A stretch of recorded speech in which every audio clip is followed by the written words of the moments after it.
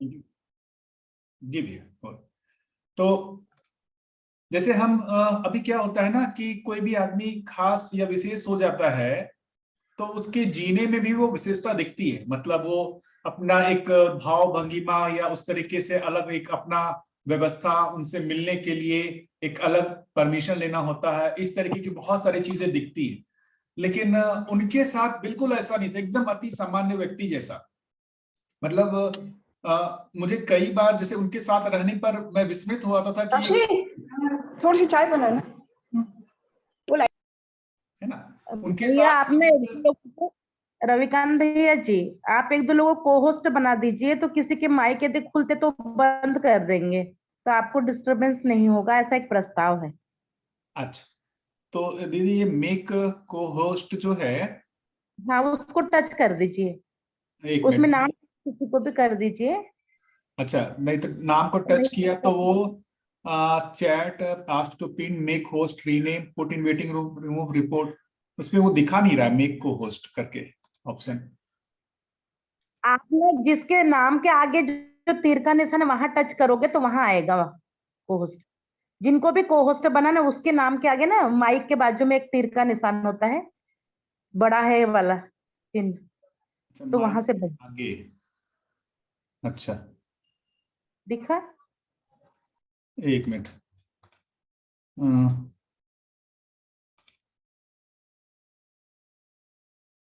नहीं दीदी, make host जैसा दिख रहा है, को होस्ट नहीं दिख रहा है, मेक होस्ट दिख रहा है।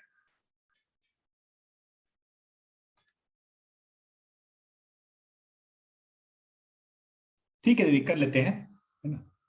बी तो एक जो चीज है कि ऐसे जो दिव्य मानव है, उनके सानिध्य में रह करके ऐसा लगता था कि ये तो सामान्य व्यक्ति है, मतलब ऐसा।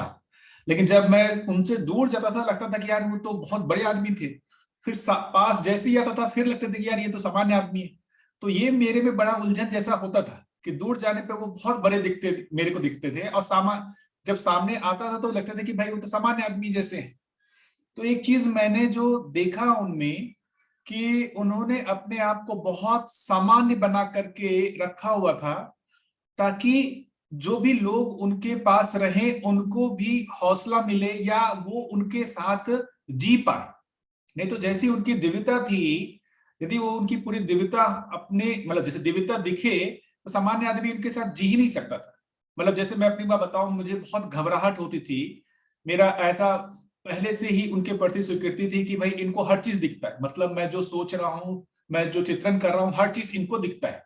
मतलब जो इस लेवल का है तो उसके उसके सामने मेरी जो भी चीज है, मेरी मतलब मन वृत्ति चित्त की जो वर्तमान स्थिति है, जो मैं सोच रहा हूँ विचार रहा हूँ, हर चीज दिखता है। उनके पास बैठने मात्र से ही मुझे बड़ा द्वंद्व होता था कि मेरे जो भी कभी ऐसा होता था कि कोई गलत चित्रण ना आए, गलत विचार ना आए, मतलब अपने आप से वो सोच के बैठते हैं तो और भी ज्यादा दिक्कत होती थी। तो ये सब चीजों को वो बेसिकली पहचानते थे और हर समय इतने सामान्य बने रहते थे ताकि सामने वाला भी मतलब उनके साथ कनेक्ट हो पाए।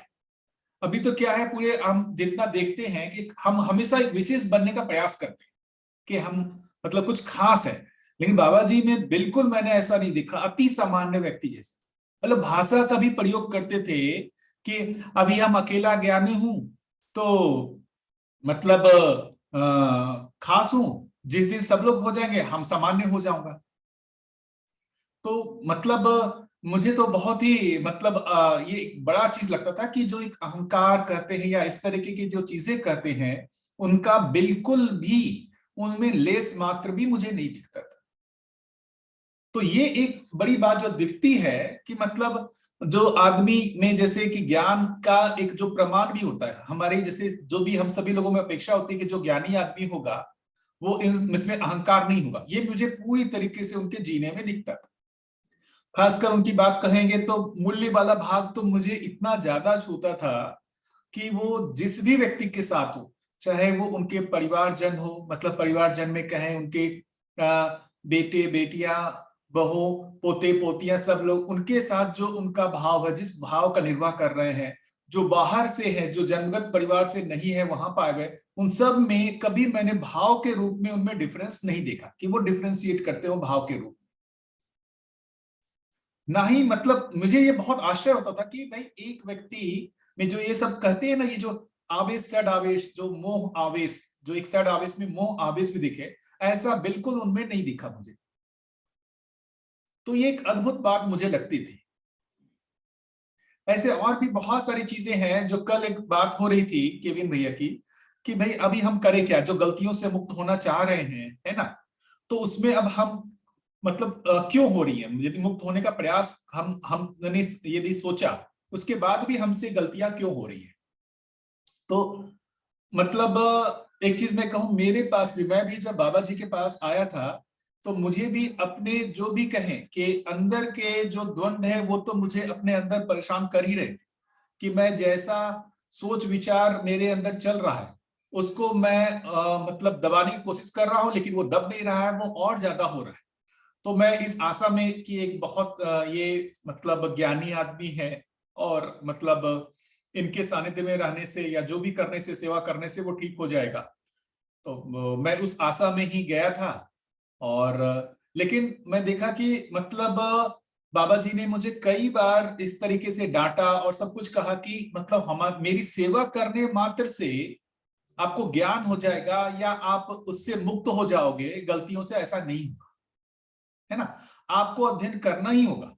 और मेरा शुरुआत में मन बेसिकली इस बुक को पढ़ करके, मुझे अध्ययन करके अपनी समस्याओं को सुलझाना है, ऐसा मेरे अंदर प्रवृत्ति नहीं था। मैं बुक पढ़ने के लिए बहुत ज्यादा उत्साहित या कभी उस तरीके से प्रयत्नशील नहीं रहा। तो उन्होंने बलपूर्वक मेरे को मतलब कि ये मानव व्यवहार दर्शन है, इसको 4 दिन में पढ़ करके पूरा खत्म करो। अब मैं जब भी बाबा जी के पास जाता, वो मेरे से पूछते कितना पेज, कितना पेज। अब मेरी मजबूरी हो गई थी कि भाई एक ऐसा चीज है जिससे मैं कुछ छुपा नहीं सकता, झूठ बोल नहीं सकता, तो मैं पढ़ के जाता था, चाहे समझ में आए या ना आए। तो वो एक चीज मैंने देखा कि वो जो बलपूर्वक उन्होंने मेरे को मानव व्यवहार दर्शन पढ़वाया, उस पढ़ने से मेरे अंदर कुछ पॉजिटिव चित्रण बनने शुरू हुए। मतलब ये एक आश्चर्य वाली बात लगी, जिसको मैं बहुत महत्वपूर्ण नहीं मानता था। भाई मैं मेरा उद्देश्य था कि मुझे अपने जो भी अंदर जो गलत जो चल रही क्रियाएं, इस क्रियाओं को रोकना है, इससे मुक्त होना है। और उसके लिए कोई मतलब ये अध्ययन करके होगा, ऐसा कोई विश्वास मेरा नहीं था। उन्होंने जब ये अध्ययन बाद मतलब एक फोर्सफुली मुझसे करवाया, उससे मैंने देखा कि जो जिसको मैं छोड़ने का प्रयास कर रहा हूं, उसकी जगह इस पॉजिटिव चीज का चित्रण अपने आप होने लगा। तो जो कल मैं बात कर रहा था कि हम पॉजिटिव चीज को पकड़े बिना चाहेंगे कि नेगेटिव चीज छूट जाए, वो बहुत कठिन है। हमारे को अपने अंदर गलतियां दिखने लगी, है ना, वो हमारे को समस्या दिखने लगे, और हम चाहें कि इन समस्याओं से मुक्त हो जाए, ये बहुत कठिन है। बिना पॉजिटिव मतलब जीवन की क्रियाओं को रोक देना, मतलब उसको नेगेटिव क्रियाओं को सिर्फ रोक देना बिना पॉजिटिव बनाए, बहुत मुझे लगता है कि ये असहज काम है। उसकी जगह उसके दूसरे काम कर सकते हैं कि उसके पैरेलल एक जो पॉजिटिव संस्कार है उसको डेवलप करने का काम करना होगा। तो पॉजिटिव संस्कार का मतलब क्या हुआ कि जो हम लोग ये अभी अध्ययन कर रहे हैं, पठन कर रहे हैं, जो सोच विचार कर रहे हैं, जिसको तर्क में फैला रहे हैं, इसको चित्रण में फैला रहे हैं, इसको जीने में अभ्यास कर रहे हैं, यही पॉजिटिव संस्कार है। ये पॉजिटिव संस्कार जैसे जैसे जैसे जैसे बलवती होगा, वो नेगेटिव संस्कारों का प्रभाव अपने आप ही कम होता जाए। तो ये बहुत दिनों के बाद मुझे ये रियलाइज हुआ कि निगेटिव चीजों में हम अपनी ऊर्जा ज्यादा लगा देते हैं, उससे कुंठित होते हैं, उससे मुक्त होने के प्रयास में, उससे हमारा उत्साह कम होता है। पॉजिटिव चीजों को हम अभ्यास करते हैं, है ना, उससे हमारे पॉजिटिव संस्कार बनने शुरू होते हैं, उससे हमारे में उत्साह आता है। बीच बीच में वो इंटरप्ट करेगा, पुराने जो संस्कार है ना, पुराने संस्कार, जो नेगेटिविटी, जो नेगेटिव संस्कार है, गलत संस्कार है, गलत प्रवृत्तियां हैं, वो भी काम करेंगी। उस समय हमारे को फिर से क्षोभ होगा। लेकिन उससे मुक्त होने का एकमात्र उपाय यही समझ में आता है कि अपने उसके पैरेलल एक पॉजिटिव संस्कार को खड़ा किया जाए। निगेटिव पे बहुत सोचने की जगह, उससे मुक्त होने की जगह, हम पॉजिटिव को उसके पैरेलल उससे ज्यादा मजबूत खड़ा करने की कोशिश करें, वो मुझे लगता है कि वो ज्यादा उससे आसान रास्ता है। क्या, कैसा सभी लोग कैसा स्वीकार करते हैं, इस पे आप लोगों की क्या राय है बताइए। मेरा पर्सनल अपना तो ऐसा दिखता है। जी, सही बात है भाई। जी भैया, जी बिल्कुल, मतलब जब आप ये बात कह रहे थे तो मेरा खुद का ध्यान जा रहा था। जैसे मतलब 3-4 महीने पहले मैं भी कुछ नकारात्मक चीज़ों से इतना ज़्यादा मतलब फँस गई थी कि समझ नहीं पा रही थी कि क्या सही क्या गलत। तो जब मेरे अध्ययन से मेरा मन जुड़ा तो मैंने देखा कि जैसे-जैसे मेरी गति इसमें बढ़ी समझने की या उसको स्वीकार करने की, वो सभी चीज़ें अपने आप शांत होती चली गई। और अभी का टाइम है कि मैं बिल्कुल भी मतलब बहुत कम कभी-कभी ख़्याल आता है कि हाँ, ऐसा था, नहीं तो बिल्कुल भी नहीं। तो मैं पर्सनली मतलब ऐसा फ़ील कर रही थी जब आप बोल रहे थे कि ये सच ही है कि आप अगर अपनी उस नकारात्मक विचार को जो आपको इतना परेशान कर रहा है, उसको तभी शांत कर सकते हैं या उसकी क्रिया को निष्क्रिय कर सकते हैं, जब हम उसके पैरेलल कुछ अच्छा खड़ा कर दें। अच्छा मतलब जो भी जागृति की दिशा में अच्छा है। क्योंकि वो लॉन्ग लास्टिंग भी होगा, नहीं तो फिर यही होगा कि छोटी-मोटी क्रियाएँ होंगी और फिर वो 2 घंटे, 3 घंटे या 1 दिन, 2 दिन तक हमें शांत कर सकती हैं उसके बाद में। तो और मैंने पर्सनली फ़ील किया है ये कि अध्ययन करना मुझे पॉज़िटिव ऊर्जा जैसा देता है। जैसे ऐसे बोलते हैं ना कि फ़ोन को चार्ज कर लेना लाइक रात में, तो मुझे लगता है कि 1 दिन में जितना टाइम मैं इसे समझ पाती हूँ, उतना टाइम मैं अपने जीवन को ऊर्जित करती हूँ। तो ऐसा मैं पर्सनली फ़ील करती हूँ। बिल्कुल मैं भी इसमें मानता हूँ कि जैसे जीने में जो भी दिक्कतें आ रही, जैसे हो सकता है कि भाई हम जीने में व्यवहार करते समय किसी एक व्यक्ति से हमारे को तकलीफ होने लगी, उससे घृणा होने लगा, है ना, उसके प्रवृत्तियों को देख करके हमारे को उस पर क्रोध आने लगा। अब यदि हम उसके सिर्फ वही चीज को उसके बारे में ही मंथन करेंगे ना, तो हमारे अंदर और बेचैनी होगी। उसकी जगह यदि हम दर्शन को पढ़ने लगते हैं, उसमें संबंधों को पढ़ने लगते हैं, धीरता वीरता उदारता को पढ़ते हैं, सात संबंधों में जो न्याय है उसको पढ़ते हैं, तो उसके प्रति जो हमारी निगेटिविटी है ना, वो गौन होने लगती है। तो मुझे तो ये बड़ा चीज लगता है कि जब हम किसी मुश्किल में या नेगेटिविटी में आए, उस समय तो पुस्तक का पठन को अनिवार्य अपने दिनचर्या में ले कि भाई उसको पढ़ना ही है, क्योंकि उससे निकलने का एकमात्र रास्ता यही मुझे दिखता है। यदि इसको छोड़ दे और सिर्फ हम उसको एनालिसिस करके उससे उसको ठीक करने की कोशिश करेंगे, नहीं होता है। तो पॉजिटिविटी के लिए मतलब मैं तो ये मानता हूं कि ये दर्शन बहुत बड़ा अपने अंदर जो है पॉजिटिविटी लाता है। जब हम मूल्यों की बात करते हैं, है ना, जब हम संबंधों की बात करते हैं, धीरता वीरता उदारता की बात करते हैं, तो हमारे अपने अंदर ध्यानाकर्षण चला आता है कि हमको पहुंचना कहाँ है। तो वो जो एक कमियां हैं ना, कमियों को लेकर जो परेशान होते रहते हैं, उससे मुक्ति मिलती है। कैसा, आप लोग बताएं, और भी कोई इसमें कुछ शेयरिंग करना चाहें? क्योंकि देखिए अभी का जो वातावरण है, इसमें दिक्कत तो है। आपको मतलब ऐसा मानवीय वातावरण तो है नहीं कि जहां पर हर आदमी धीरता वीरता उदारता का परिचय कर रहा है और आप अकेले अन्याय कर रहे हैं। तो यहां पर समस्याएं बाहर से भी है और आपकी तरफ से भी है। तो बाहर से यदि अच्छा सब कुछ व्यवहार हो रहा होता, तब आप में जो है इस तरीके की इतनी समस्याएं नहीं देखने को मिलती, फिर आपको हमेशा अपनी ओर ही इंगित होता। अभी आपको अपना भी समस्या देखना है और बाहर से भी समस्या आ रही है, उसको भी झेलना है। तो उन सब के लिए एकमात्र जो मुझे लगता है एक उपाय, कि दर्शन का हर दिन पठन हो, है ना, उसको अपने एक दिनचर्या का भाग बना ही लेना चाहिए। इससे इससे हमेशा हम पॉजिटिव जो कह रहे हैं ना, कि जो बैटरी जो डिस्चार्ज होता है हमारी, जो जो बेसिकली ऊर्जा कम होती है जीवन की, वो ऊर्जा फिर से आ जाती है। जैसा दीदी बोल रही थी, मेरे को भी आता है, मुझे लगता है जनरली सभी लोगों को आता हो, ऐसी बात। ठीक है, और कोई कुछ कहना चाहें? नहीं तो एक उत्सव पारा साकरी परिवार से एक प्रश्न है कि व्यापक को समझना क्यों जरूरी है। व्यापक को समझना क्यों जरूरी है, इस प्रश्न को ले सकते हैं। ये जेन्युइन प्रश्न मुझे लगता है, बहुत ही वैलिड प्रश्न है। व्यापक को समझना क्यों जरूरी है? ये प्रश्न भैया जी 8 दिन से चल रहा है। ये हाँ, मेरा भी प्रश्न है। नमस्ते भैया जी, मेरा सुनीता शर्मा, मैं उत्सव पारा से ही हूँ। तो मेरा ही प्रश्न है, और मैं गौरी दीदी से भी हम लोग चर्चा किए थे अपनी गोष्ठी में, तो आप बता देंगे तो, है ना। जी भैया, धन्यवाद। देखिए पहले अब ये मानना जाए कि पहले हम अपने विवेक से इसको सोचें कि हर मानव का लक्ष्य क्या है। तो मैं अभी जनरली हम लोग परिचय शिविर में जो भाषा करते हैं, हर मानव का लक्ष्य सुख ही है, सुख हो पाना है। निरंतर सुखी होना ही हर मानव का लक्ष्य है। मैं इसके पैरेलल एक दूसरी बात करता हूं, हर मानव का लक्ष्य पूर्ण ज्ञान को पाना है। पूर्ण ज्ञान का मतलब अब और कुछ जानना शेष नहीं है, अब और कुछ जानना शेष नहीं है, यही हर मानव का लक्ष्य है। यदि कुछ और जानने के लिए बचा हुआ है तो अभी उसके लक्ष्य की पूर्णता नहीं हुई। आदमी तृप्त तभी होगा जब वो जितने भी अस्तित्व में है वास्तविकता है उनको समझ लेगा। अभी भी प्रयास कर ही रहा है ना, साइंस जितने ही चीजों को वास्तविक माना है उसको समझने का प्रयास कर ही रहा है। कहां उसकी तृप्ति हो रही है? जो उसने जड़ संसार को ही सत्य माना, उसको व्यापक वस्तु को सत्य नहीं माना है, व्यापक वस्तु का पता नहीं है, चैतन्य का पता नहीं है, जड़ वस्तु को ही सत्य माना है, उसके सारे डायमेंशंस को समझने का प्रयास कर ही रहा है। कहां तृप्ति हो गई? कहां रिसर्च होना रुक कहां गया? कंटिन्यूअस हो ही रहा है, कितने सालों से हो रहा है रिसर्च।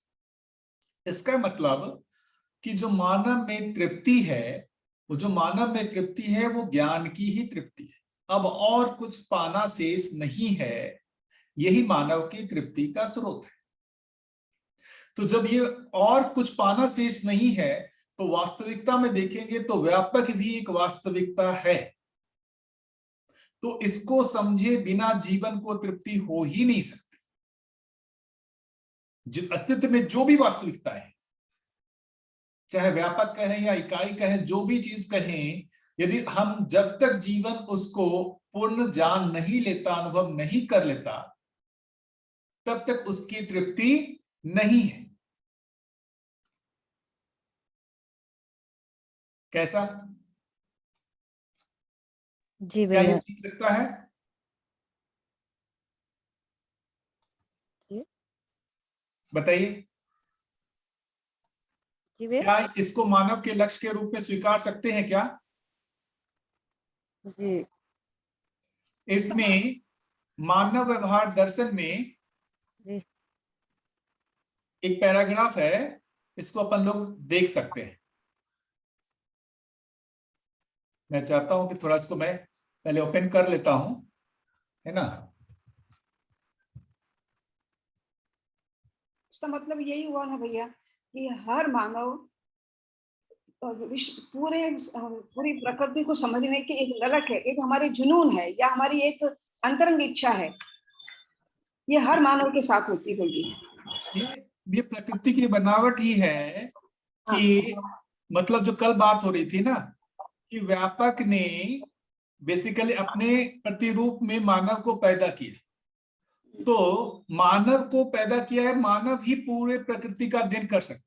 देखिए एक जो बात यहां पर हुई, ये हो रहा है कि जो ज्ञान का जो दो रास्ता बाबा जी ने बताया, ये दिख रहा है क्या आप सभी लोगों को? दिख रहा बहुत अच्छे से भैया। जी भैया। एक अनुसंधान का रास्ता बताया, दूसरा अनुसरण अनुकरण अध्ययन का रास्ता। ठीक है। अनुसंधान का रास्ता में देखिए क्या होता है, जो आविष्कारात्मक अनुभूति है उसका साधक पूरा अध्ययन करता है। पूरे अध्ययन से तात्पर्य है क्रिया की आरंभिक स्थिति अर्थात ह्रास की अंतिम स्थिति और विकास व जागृति तक अध्ययन करना। अब इसके और आगे बोल रहे हैं, इस अध्ययन से साधक को यह स्पष्ट होता है कि अंतिम से अंतिम ह्रास एक सूक्ष्म परमाणु या इससे भी सूक्ष्म हो सकता है। यह परिणाम कितना भी सूक्ष्म क्यों ना हो, अंततोगत्वा क्रिया ही है। अब उससे यह स्पष्ट होता है कि समस्त क्रियाएं महावकाश में ओतप्रोत है। यह महावकाश शून्य अर्थात व्यापक वस्तु ही है। इस शून्य की सर्वत्र समान अवस्थिति ही एकमात्र कारण है कि समस्त इकाइयों की क्रिया के लिए समान रूप से प्रेरणा संपन्न रहने के लिए सत्ता उपलब्ध है। ऐसे समाधि तप्त साधक में ज्ञान विज्ञान विवेक सफल होता है, जिसने संपूर्ण ह्रास विकास को देखा है, स्वयं को देखा है और अपने सतत विकासशील सृष्टि के किसी विकास अंश में पाया। अब साधक यहां से विकास की ओर अध्ययन करता है। अध्ययन पूर्वक यह निर्णय में आता है कि विकास का चरमोत्कर्ष व्यापक सत्ता में समूची क्रियाएं अनवरत क्रियाशील है। इस व्यापक में अनुभूति योग्य क्षमता, योग्यता एवं पात्रता का उपार्जन ही एकमात्र परम पुरुषार्थ है। यही जागृति है। ये आंसर मिल गया ना भैया, योग्यता एवं पात्रता का उपार्जन ही एकमात्र परम पुरुषार्थ है। तो और मतलब मनुष्य है जो परम पुरुषार्थ के लिए तत्पर रहता है, यही कहना है। ठीक है। साधक यह भी अनुभव करता है, यह मात्र उसका अथवा एक साधक का लक्ष्य नहीं, अपितु समूचे मानव का अंतिम लक्ष्य। तो क्या लक्ष्य है कि जो सत्ता में संपृक्त प्रकृति का है, ये सारी जो समस्त क्रियाएं का अध्ययन हो जाना। जब हम सत्ता में संपृक्त प्रकृति का मतलब कर रहे हैं, प्रकृति का मतलब क्रिया, जड़ क्रिया, चैतन्य क्रिया, और ये समस्त जो क्रियाएं हैं इस महावकाश में क्या है, ये ओतप्रोत है। तो ये भी अध्ययन की वस्तु है। महावकाश में ओतप्रोत होना मतलब सत्ता में संपृक्तता का भी अध्ययन होना, ये भी अध्ययन की वस्तु है। जब तक ये नहीं होता है तब तक जीवन में वो तृप्ति होती ही नहीं है। और उसका आगे जो है रास्ता भी बता रहे हैं कि अतः ऐसी क्षमता, योग्यता, पात्रता को उपार्जित करने के लिए पहला जो बोल रहे हैं, अमानवीयता से मानवीयता की ओर न्यायपूर्ण व्यवहार पूर्वक स्वयं को अपनी स्थिति में पाता है। साधक जब अभ्यास पूर्वक पुण्यता, न्यायपूर्ण व्यवहार व धर्मपूर्ण विचार में प्रतिष्ठित हो जाता है तो तत्काल ही ऐसी तात्विकता सहित प्रतिभा संपन्न साधक देव मानव एवं दिव्य मानव के लिए जो शेष जागृति है उसकी पूर्ति हेतु चैतन्य पक्ष की क्षमता को विकसित करना आरंभ कर देता है। फलस्वरूप ही देव मान्यता और दिव्य मान्यता का पात्र बनता है और प्रमाणित होता है। व्यापकता में संपूर्ण प्रकृति का अस्तित्व, विकास और जागृति को अनुभव करने लगता है। ये देखिए लास्ट में, व्यापकता में संपूर्ण प्रकृति का अस्तित्व और जागृति को अनुभव करने लगता है। इस उपलब्धि के फलस्वरूप ही साधक अनुभव करता है कि जीवन सफल हो गया, जागृति की चरम उपलब्धि हुई। यह उसमें प्राप्त अनुभूति के आनंद को परंपरा प्रमाण के रूप में स्थिर कर देता है। तो जब यहाँ ज्ञान की बात कर रहे हैं तो ये ज्ञान में अब देखेंगे तो ये कुल मिलाकर के सत्ता में संपृक्त प्रकृति है, जो क्रियाओं का अध्ययन है, और ये समस्त क्रियाएं जो व्यापक में ओतप्रोत है इसका भी अध्ययन। ठीक है। तो व्यापक के बिना, व्यापक को समझे बिना उसका क्या कहते हैं, अंतिम तृप्ति जीवन का होता ही नहीं है। तो व्यापक का पूर्ण अध्ययन जो बात कर रहे हैं, व्यापक के अनुभव की आवश्यकता क्यों है? क्योंकि उसके बिना जीवन को तृप्ति होती ही नहीं है ना। हाँ भैया, क्योंकि ये हम सभी जो बैकग्राउंड, साइंस बैकग्राउंड से नहीं है, then we keep on questioning ourselves कि फिजिक्स, केमिस्ट्री, बायोलॉजी क्यों पढ़ रहे हैं। जब हम ये अस्तित्व दर्शन पढ़ते हैं, प्रकृति दर्शन पढ़ते हैं, तो ऐसा लगता है फिजिक्स भी पढ़ रहे हैं, केमिस्ट्री भी पढ़ रहे हैं, बायोलॉजी। तो इसका ये आंसर है। राइट जी भैया। हाँ, एक मिनट और भैया मैं पूरा कर लेता हूँ। जो इसके बारे में दर्शन से कहाँ कुछ और दिया हुआ है। एक तो मैंने वो बताया, मानव व्यवहार दर्शन में जो नए वाले संस्करण देखेंगे, पेज नंबर 142 अध्याय 17 में लिखा हुआ है। दूसरा आप मानव अभ्यास दर्शन है ना।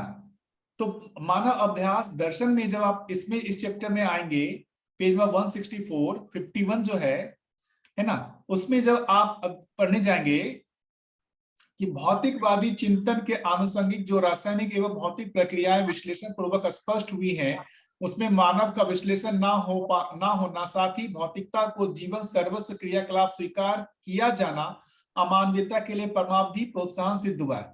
भौतिकवादी चिंतन जड़ प्रकृति का अध्ययन है। मानव जड़ प्रकृति में सीमित नहीं है। जड़ प्रकृति पर चैतन्य प्रकृति का अधिकार एक वास्तविकता है। चैतन्य प्रकृति के स्पष्ट अध्ययन के बिना मानव का अध्ययन अपूर्ण है। अपूर्ण अध्ययन पूर्वक पूर्ण जीवन को अभिव्यक्त करना संभव नहीं है। यही अपूर्णता वर्ग में परिणत होता है ना। फिर उसके आगे जो लिख रहे हैं, 3 चीज बोल रहे हैं। चिदानंद, आत्मानंद एवं ब्रह्मानंद ही परमावधि उपलब्धि है। 3 जो है आनंद की बात कर रहे हैं, चिदानंद, आत्मानंद एवं ब्रह्मानंद। यही अभ्यास का संपूर्ण लक्ष्य है। चिदानंद का प्रधान लक्ष्य अभय है। यही सतर्कता सतर्कता की सर्वोच्च उपलब्धि है। ये सब क्रिया पूर्णता के द्योतक है। इसका प्रत्यक्ष रूप ही सामाजिकता है। अभाव के अभाव में ही चिदानुभूति होती है। फिर इसके आगे देखेंगे तो ये विधिवत अभ्यास की प्रथम उपलब्धि है, प्रथम उपलब्धि है। उसके बाद चिदानंद के बाद देखेंगे तो आत्मानंद जीवन में एक जो है उसको प्रथम उपलब्धि कहा, इसको महा उपलब्धि कहा। और उसके बाद जब आप देखेंगे तो लास्ट में बोल रहे हैं ब्रह्मानंद ही अभ्यास की परम उपलब्धि अथवा अभ्यास का चरमोत्कर्ष है। ब्रह्मानंद ही सत्तामयता में अनुभूति है। जो अंतिम बात कर रहे हैं कि ब्रह्मानंद ही सत्तामयता में अनुभूति है, यही जड़ चैतन्यात्मक प्रकृति का अभिष्ट है। चैतन्य प्रकृति का अंतिम जागृति सोपान यही है। क्या है अंतिम जागृति सोपान? ब्रह्मानंद या मतलब सत्तामयता की अनुभूति। देव मानवता से दिव्य मानवता में यही संक्रमण है अथवा आचरण पूर्णता में संक्रमण है। तो अभी आवश्यकता नहीं लग सकती है ना? अभी प्रथम आवश्यकता तो लगती है मानव चेतना में आने की। मानव चेतना के लिए ऐसा लगता है कि अभी व्यापक की आवश्यकता नहीं है। तो मानव चेतना के लिए जो ये मूल्य चरित्र नैतिकता की बात करते हैं वही आवश्यक लगता है। स्वधन स्वनारी दयापुण्य का व्यवहार आवश्यक लगता है। मूल्य के रूप में जीना आवश्यक लगता है ना? यही आवश्यक लगता है। लेकिन जब आप मानव चेतना में यदि स्थापित हो जाते हैं तो उससे आगे के लिए आप में जो बेसिकली ब्रह्म जिज्ञासा बनती है। वही जो बात हो रही है जो कल भी हमने अभ्यास दर्शन में अनुभव दर्शन में जो वो बात देखी थी कि ये एक जो बात अब कही गई थी ना, पहला लाइन जो है अब ब्रह्म जिज्ञासा है। अब का मतलब है जब आप मान्यतापूर्ण आचरण में पारंगत हो गए तब आपके लिए ब्रह्म जिज्ञासा है। अभी ब्रह्म जिज्ञासा जो है वो हो भी सकती है और नहीं भी हो सकती है, मतलब दोनों संभावनाएं। अभी आप में ब्रह्म जिज्ञासा हो भी सकती है और नहीं भी हो सकती है। लेकिन इसके बिना जीवन की तृप्ति नहीं हो सकती, पूर्ण तृप्ति नहीं हो सकती। ये अब कहें कि ये प्रकृति की बनावट ही है। ये जो 3 पद है मानव, देव मानव, दिव्य मानव, ये तो कोई बाबा जी ने अपनी तरफ से दिया है ऐसा नहीं। ये प्रकृति में ऐसी व्यवस्था है, वही उसी को ही बता रहे। जो प्रकृति में व्यवस्था है, जो अस्तित्व में व्यवस्था है, उसकी ही बात कर रहे। तो जो अनुसंधान विधि है, अनुसंधान विधि में देखेंगे तो वो फाइनली बेसिकली मानव, देव मानव, दिव्य मानव एक साथ ही हो जा रहा है। तो बाबा जी की जो स्थिति थी वो सब दिव्य मानवता तक की स्थिति उन्होंने एक बार में ही पा ली। और जो हम लोगों की स्थिति है, जो हम अनुसरण अनुकरण की बात कर रहे हैं, उसमें स्टेप्स है कि न्यायपूर्ण व्यवहार का अनुकरण अथवा अनुसरण करना, समाधान पूर्ण विचार में प्रवृत्त होना रहना, ये सब होने से फिर आगे हमारे में ब्रह्म के लिए जिज्ञासा बनेगी। ठीक है? तो क्यों ब्रह्म की आवश्यकता है ये पूरे दर्शन में लिखा हुआ, क्योंकि उसके बिना जीवन की तृप्ति नहीं हो सकती। मानव चेतना में जाने के लिए हो सकता है कि आपको ब्रह्म की जिज्ञासा ना हो, आप में पहले जिज्ञासा हो कि मैं मानव चेतना में संक्रमित हो जाऊं, मतलब धर्मपूर्ण विचार और न्यायपूर्ण व्यवहार में स्थापित हो जाऊं। मेरी पहली जिज्ञासा यही है। लेकिन वहां पर आने के बाद आपको एक लेवल की तृप्ति है, पूर्ण तृप्ति नहीं है। वहां पर से भी आप में पूर्ण तृप्ति के लिए ब्रह्म जिज्ञासा बनेगा ही बनेगा। कैसा दीदी आप लोग बताएं, ये बाकी लोगों को क्या लग रहा है इसमें? जी भैया, समझ में आ रहा है भैया अच्छी तरह से। जी, बिना समझे या बिना जाने उसको हम तृप्त नहीं हो सकते। बिल्कुल, धन्यवाद भैया, बहुत बहुत धन्यवाद। बहुत अच्छे से आपने समझाया भैया, और आपने अलग अलग रेफरेंस से उसको एस्टेब्लिश भी कर दिया। वेरी गुड, थैंक यू भैया। बहुत अच्छे से आपने स्पष्ट किया, अलग अलग अलग अलग रेफरेंस दे दिए। ऐसा कह सकते हैं कि जो हमारे में क्षमता तो है, पात्रता भी है, परंतु योग्यता प्राप्त करने के लिए अध्ययन आवश्यक है। और ये योग्यता अब ब्रह्म जिज्ञासा तक हो जाए तब तक की बात है। बिल्कुल। मैं अपनी इससे मतलब जो शेयर करते हुए मैं अपनी बात जो बढ़ता हूँ, बाबा जी के जो संस्मरण की बात है। तो जब मैं बाबा जी के साथ रहता था ना, तो मेरे को जैसे ये जो अनुकरण करने वाली बात है, तो मेरा बहुत मन करता था, बहुत मैं अनुकरण अनुसरण करने का प्रयास करता था बाबा जी के भाव भंगिमा, उनके व्यवहार का, और उनके मूल में व्यवहार में जो उनके अंदर भाव होता होगा, जो विचार में भाव विचार चलते होंगे, मैं उसको भी रीड करके उनके अनुकरण अनुसरण करने की प्रयास करता था। तो कुछ एक समय भावावेश जैसा लगता था कि मैं अच्छा जी रहा हूं सब लोगों के साथ। मतलब जिस समय मुझे ऐसा लगता था कि भाई उनके साथ हूं, उनकी जो जीने को देख करके मुझे अच्छा लग रहा है, उसका मैं भी अनुकरण अनुसरण कर रहा हूं, तो कुछ समय लगता था कि मैं भी बहुत अच्छा जी रहा हूं, कुछ समय के लिए लगता था। लेकिन जैसे ही थोड़ी विपरीत परिस्थितियां होती थी, फिर से मेरा हालत खराब होता था। जो जहां पर मैं लगता था कि मैं कितना बढ़िया धीरता वीरता उदारता से जी रहा हूं, उसी समय मेरे अंदर जो है वो धीरता वीरता उदारता खत्म हो जाती थी। मतलब किसी आदमी ने, सामने वाले ने कुछ विपरीत यदि मतलब व्यवहार किया, तो फिर मेरे को समझ में आता, अच्छा ऐसा विपरीत व्यवहार मुझे लगता था कि बाबा जी के साथ भी कोई कर रहा, लेकिन उससे उनके अंदर परिवर्तन नहीं हुआ। मतलब उनके अंदर जो धीरता वीरता उदारता है उसका परिवर्तन नहीं हुआ, मुझ में क्यों होगी? तो फिर मेरे को ये जो बार बार जो है ये समझ में आया कि ये अनुकरण करने मात्र से हो नहीं रहा है। अंदर एक स्थिति है, उनके अंदर एक स्थिति जो प्राप्त हुई हुई है वो मेरे अंदर नहीं है। इस कारण से मैं अनुकरण अनुसरण करने का प्रयास कर रहा हूं, लेकिन वहां पहुंच नहीं पा। मेरे को बार बार, मैं बाबा जी के साथ बार बार जब रहता था तो मेरे अंदर अनुकरण अनुसरण करने का प्रयास करता था, कुछ समय हो भी पाता था, कुछ समय नहीं होता था, लेकिन उनमें जो स्थिरता दिखता था। तो मेरा ये आकलन, अब उसके बाद जो मेरे अंदर जिज्ञासा हुई कि भाई उनकी स्थिति और मेरी स्थिति में क्या डिफरेंस है कि वो हर क्षण वैसा कर पाते और मैं नहीं कर पाता। तो एक चीज मैंने जो आकलन किया, मेरा एकदम मेरे को जो लगता है कि मैंने बाबा जी का जो आकलन किया सटीक, वो अपने आप में तृप्त है। वो जो व्यवहार कर रहे हैं, उस व्यवहार से सामने वाले से कुछ मतलब उसका क्या रिएक्शन आता है, इस पे उनकी डिपेंडेंसी नहीं है। मेरे अंदर ऐसा नहीं है। मेरी डिपेंडेंसी उस पे है कि सामने वाले के साथ यदि मैं अच्छा व्यवहार कर रहा हूं तो वो कैसा रिस्पॉन्ड कर रहा है, उस रिएक्शन का प्रभाव मेरे अंदर होता है। तो एक चीज उन्हें दिखता था कि वो बाहर से इंडिपेंडेंट है और मैं बाहर से इंडिपेंडेंट नहीं हूं। तो ये फिर मैंने जानने की कोशिश की, मतलब जो उनको समझने की कोशिश की कि उनके अंदर ये स्थिति कैसे हो गई है कि वो बाहर से जो भी पॉजिटिव निगेटिव दोनों ही जिसको भी हम माने वो आए, उससे कोई प्रभाव उन पे नहीं होना है। तो जो मेरा फाइनल मेरा जो आकलन था कि ये एकमात्र उनमें जो आनंद बना हुआ है, जिसको ब्रह्मानंद कहते हैं, जो ब्रह्मानुभूति कहते हैं, इस ब्रह्मानुभूति के ही फलस्वरूप बाबा जी की वो स्थिति बनी हुई। जो ये कह रहे हैं कि जो आत्मा में व्यापक का अनुभव होने से जो वो ब्रह्मानंद की अनुभूति हो रही है, ब्रह्मानंद हो रहा है, वो उस पूरे जीवन में आनंद का स्रोत बन जाता है हर समय के लिए। तो वो ब्रह्मानंद की स्थिति को पाए बिना मैं भी बाहर से पूरी तरीके से इंडिपेंडेंट नहीं हो सकता। तो कहीं ना कहीं मैंने भी उसको लक्ष्य के रूप में स्वीकार किया कि मेरा भी लक्ष्य ब्रह्मानंद को प्राप्त करना है। ब्रह्मानुभूति हुए बिना जो मैं चाहता हूं उनके जैसा जीना, वो मैं नहीं जी पाऊंगा।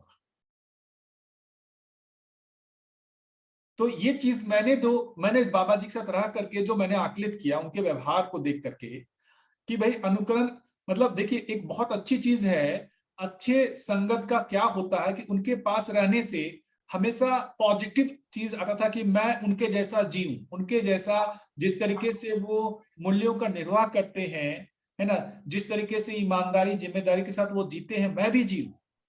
वो मेरे अंदर इंपल्स आता था, लेकिन प्रयास करता था, लेकिन वो मैं उसमें सफल नहीं हो पाता। तो उसके कारण में ढूंढ करके उनकी स्थिति का मैंने जो मूल्यांकन किया उसको मैंने स्वीकार किया, और फिर इसको लक्ष्य के रूप में स्वीकार किया कि ये अंतिम लक्ष्य ब्रह्मानुभूति को पाए बिना संभव नहीं है। कैसा? बहुत बढ़िया भैया। लेकिन भैया एक प्रश्न उठता है जो रविकांत भैया, कि जो आप कह रहे हैं कि ये हमारे तो एक प्रश्न है कि ये जो इच्छा है, ये जो अतृप्ति है, ये हमारे अंदर इनबिल्ट है या हमें एक्वायर करनी पड़ती है? क्योंकि अगर इनबिल्ट है तो फिर तो मानव, एक मानव से दूसरे मानव इतना भिन्न नहीं होना चाहिए भैया। देखिए अब अभी हम अपने आप को ही देखें तो हमारे में जो जानने की इच्छा हुई कहाँ से हुई? बाहर से हुई या अपने आप से ही जानने की इच्छा हुई किस चीज को समझने की? वैसे देखा जाए तो हमारे अंदर से ही होनी चाहिए। अब देखिए ना पूरे बाहर का प्रभाव तो पड़ सकता है, लेकिन विशेष तौर पर अंदर से ये इच्छा होनी चाहिए कि हाँ मुझे ये करना है, ये अध्ययन करना है, या इस तरह से वैल्यूज का अनुसरण करना है। मतलब देखिए यहीं से पूरा अध्ययन होगा, पूरे प्रकृति का ही देखना होगा कि ये गठन पूर्णता हुआ ही क्यों, ये गठनशील परमाणु से गठन पूर्णता हुआ ही क्यों, क्यों गठन पूर्ण परमाणु बन गए, क्यों जीवन बनने की आवश्यकता थी। तो एक देखेंगे बार बार यही बात हो रही है कि व्यापक व्यक्त हो, व्यापक स्वयं व्यक्त नहीं हो रहा है, लेकिन जीवन के माध्यम से वही व्यापक व्यक्त हो रहा है। तो व्यापक व्यक्त होने के लिए उसने जीवन को बनाया है। तो व्यक्त होने का मतलब क्या है? जब तक उसमें ब्रह्म की अनुभूति नहीं होती है वो व्यक्त हो ही नहीं पाएगा जीवन। तो ये बेसिकली प्राकृतिक विधि से, पर्सनली मुझे लगता है कि ये जो ज्ञान है, ये पूर्ण ज्ञान की जो जिज्ञासा है वो प्राकृतिक विधि से ही है। मतलब इसकी शुरुआत देखिए ऐसे है कि जैसे अभी हम सभी जान ही रहे हैं कि कहीं ना कहीं पूर्व में हम लोगों ने भी जीव शरीर चलाया ही होगा, क्योंकि जीव शरीर चला करके ही वापस मानव शरीर को चलाना शुरू करता है। तो जीव शरीर में हम चलाते हुए हमने जो भी मन की क्रियाओं को एक्टिव करना सीख लिया, मतलब जीवन की मन की क्रियाएं स्टार्ट हो गई। अब वहां मन की क्रियाओं से जब हम यहाँ पर आ रहे हैं, मन मतलब जीव जो कहते हैं मानव शरीर चला रहे हैं, यहाँ चित्त वृत्ति जो है वो क्रियाशील हो रहा है। अब चित्त वृत्ति क्रियाशील हो रहा है और ये चित्त वृत्ति क्रियाशील हो रहा है तो वो मन से ज्यादा चीजों को पकड़ पा रहा है। ये जो चीजें समझने का काम कौन कर रहा है? मन कर रहा है या चित्त वृत्ति काम कर रहा है? तो ये तो या तो जीव शरीर से मानव शरीर आता ही नहीं। मतलब आप एक ऐसे धरती की कल्पना करें जहां पर पदार्थ अवस्था, प्राण अवस्था, जीव अवस्था हो, कोई दिक्कत है उस धरती पर? क्या कोई प्रॉब्लम है? कोई दिक्कत नहीं है ना। सभी वो धरती पूरी तरीके से लगेगा ना कि पूरकता के साथ सहअस्तित्व में है। यदि ज्ञान अवस्था को हटा दिया जाए तो उस धरती पे कोई दिक्कत नहीं है। लेकिन प्राकृतिक विधि से ही जो वो गठन कुंड परमाणु बना है उसमें सिर्फ मन की क्रियाशीलता में वो नहीं रुक सकता। उस मन की क्रियाशीलता से उसका चित्त वृत्ति क्रियाशील होगा ही होगा। तो ये प्राकृतिक विधि से जो गठन कुंड परमाणु के जो 5 अंग बताए गए हैं, मन, वृत्ति, चित्त, बुद्धि, आत्मा, उनकी क्रियाशीलता जब तक नहीं होती है वो रुकने वाला है ही नहीं। वो आज हो, समय सीमा को हटा दे तो क्रियाशीलता होना जो है, जो ये बोलते हैं ना 3 तरीके की पूर्णता, ये प्रकृति में पहले से है। गठन पूर्णता, क्रिया पूर्णता, आचरण पूर्णता। ये बाबा जी के बोलने के बाद वो गठन पूर्णता, क्रिया पूर्णता, आचरण पूर्णता हो रही है, ऐसा नहीं है। ये हो रहा है, उसको उन्होंने हम लोगों को बताया कि ये हो रहा है। 3 तरीके की पूर्णता की ओर हर इकाई प्रयत्नशील है। पहला गठन पूर्णता, दूसरा क्रिया पूर्णता, तीसरा आचरण पूर्णता। इससे पहले उसका रुकेगा ही नहीं, मतलब वो उसका डेस्टिनेशन है ही नहीं, वो गंतव्य है ही नहीं। गंतव्य ही है जाकर के आचरण पूर्णता। उससे पहले वो उसमें जो एक कहें विश्राम होगा ही नहीं, श्रम होगा ही होगा। ठीक है ये? हाँ भैया, थैंक यू, बहुत अच्छे से समझ में आया। और कोई ऐड करना चाहे इसमें, कुछ बताएं थोड़ा, क्योंकि ये महत्वपूर्ण बिंदु है। जी भैया जी। भैया जी जैसे ऐसे ध्यान जाता है जैसे कि जब मानव समझदार नहीं होता तो वो आवेशों के साथ जीता है, मतलब हम लोग अभी आवेशों के साथ जी रहे हैं, लेकिन जब समझदार हो जाएंगे, लाइक आप जिसे जागृति शब्द कहते हैं, तो हम मूल्यों के साथ जी पाएंगे। तो ऐसा मुझे मेरा ध्यान जाता है पर्सनली कि क्यों व्यापक को समझना है। तो मुझे ऐसा लगता है कि जो मूल्य हैं उनकी निरंतरता तब तक मुझ में नहीं बन पाएगी जब तक ये इनका साक्षात्कार मुझ में ना हो जाए, और साक्षात्कार जो होगा वो व्यापक को समझते हुए और व्यापक में होगा। तो मुझे लगता है जैसे आपने भी कहा ही अभी मूल्यों की बात जो आई, जैसे आपने बाबा जी के संदर्भ में जो आपने संस्मरण शेयर किया कि बाबा जी उतने अच्छे जी रहे हैं, आप वहाँ कम पढ़ रहे थे। तो कम पढ़ने का मतलब ही ऐसा मेरा ध्यान जाता है कि हमारे व्यवहार में जो मूल्यों के साथ जीने की निरंतरता ना बन पाना, वो ही ये बताता है कि इसकी जरूरत है। लाइक अगर मैं सम्मान के साथ या प्रेम या कोई स्नेह कोई भी मूल्य को देख पाती हूँ किसी संबंध में, और किसी पॉइंट पर वो कमजोर पड़ता है, वो टूटता है, तो मुझ में दुख होता है, जिसे आपने अतृप्ति कहा कि व्यापक में ही पूर्ण तृप्ति होगी। तो मुझे सिर्फ मेरा ध्यान ऐसे गया जब आप अपनी बात कर रहे थे कि जो तृप्ति हम कह रहे हैं ना, शायद वो यही कह रहे हैं कि जो मूल्यों के साथ हम जीना चाहते हैं, जो मूल्यों की प्यास हमें है, निरंतरता की, मूल्य के होने की निरंतरता की जो प्यास है, वो तभी हो पाएगी जब मैं इस व्यापक में हर मूल्य का साक्षात्कार कर लूंगी। जैसे ऐसा मैंने संवाद 2 में पढ़ा था कि जो मूल्य है वो ज्ञान गोचर है। लाइक जितने भी मूल्य हैं, सम्मान, स्नेह, ममता, जितने भी मूल्य हैं वो सब ज्ञान गोचर हैं। ज्ञान गोचर का होने का मतलब है कि अभी मुझे दिख नहीं रहे हैं, और वो दिखना मतलब समझना। समझ में तभी आएंगे जब मेरा उसमें पूरी जागृति जिसे हम कह रहे हैं, या पूरा उसका साक्षात्कार हो जाएगा। और जैसे ही मेरे को उसका साक्षात्कार होगा, वो मुझे पूरी तरह स्थापित हो जाएंगे और स्थिर हो जाएंगे। जैसे ही वो स्थिर होंगे, फिर मैं जिन भी संबंधों में जी पाऊंगी, मैं मूल्यों के साथ जी पाऊंगी। और जब मैं मूल्यों के साथ जी पाऊंगी, तो इसका सीधा मतलब है कि मुझ में तृप्ति आ पाएगी। मतलब इनिशियल स्टेज पर मेरा ध्यान ऐसे जा रहा है, क्योंकि हम सभी उतना बड़ा ब्रह्म ज्ञान को ना देख पाए, तो इतना तो देख ही पाते हैं कि हम जिन भी संबंध में जी रहे हैं, चाहे माँ पापा के साथ, चाहे भाई बहन के साथ, या पति पत्नी के संबंध के साथ, हर संबंध में हम मूल्यों की निरंतरता चाहते ही हैं। तो ऐसा मेरा ध्यान जाता है। बिल्कुल, जो अंतिम मूल्य की जो बात करते हैं, देखेंगे इसमें और आगे अपन लोग चलेंगे ना, तो ये सब जो मानव चेतना में धीरता, वीरता, उदारता, फिर देव चेतना में जो दया, कृपा, करुणा है ना, और उससे जो दिखाया गया है, मतलब क्या डिफरेंसेस है। तो ये जो प्रेम मूल्य कहते हैं ना, अनन्यता, वो बिना व्यापक के अनुभूति के वो होता नहीं है, जीने में नहीं आता प्रेम मूल्य। जिसको प्रेम कह रहे हैं कि अनन्यता का मतलब अब कोई अलग नहीं है, वो बेसिकली व्यापक में अनुभव के बाद ही होता है। तो बेसिकली कुछ मूल्य तो आपके वो व्यापक में अनुभव से पहले ही आ जाएंगे, और कुछ मूल्य जो है व्यापक के अनुभव के बाद आएंगे। तो ब्रह्म की जिज्ञासा अभी ना हो, लेकिन हो सकता है, मतलब किसी एक समय में तो होगा। ठीक है भैया, मेरा इस पे एक प्रश्न था, पूछ सकती हूँ क्या?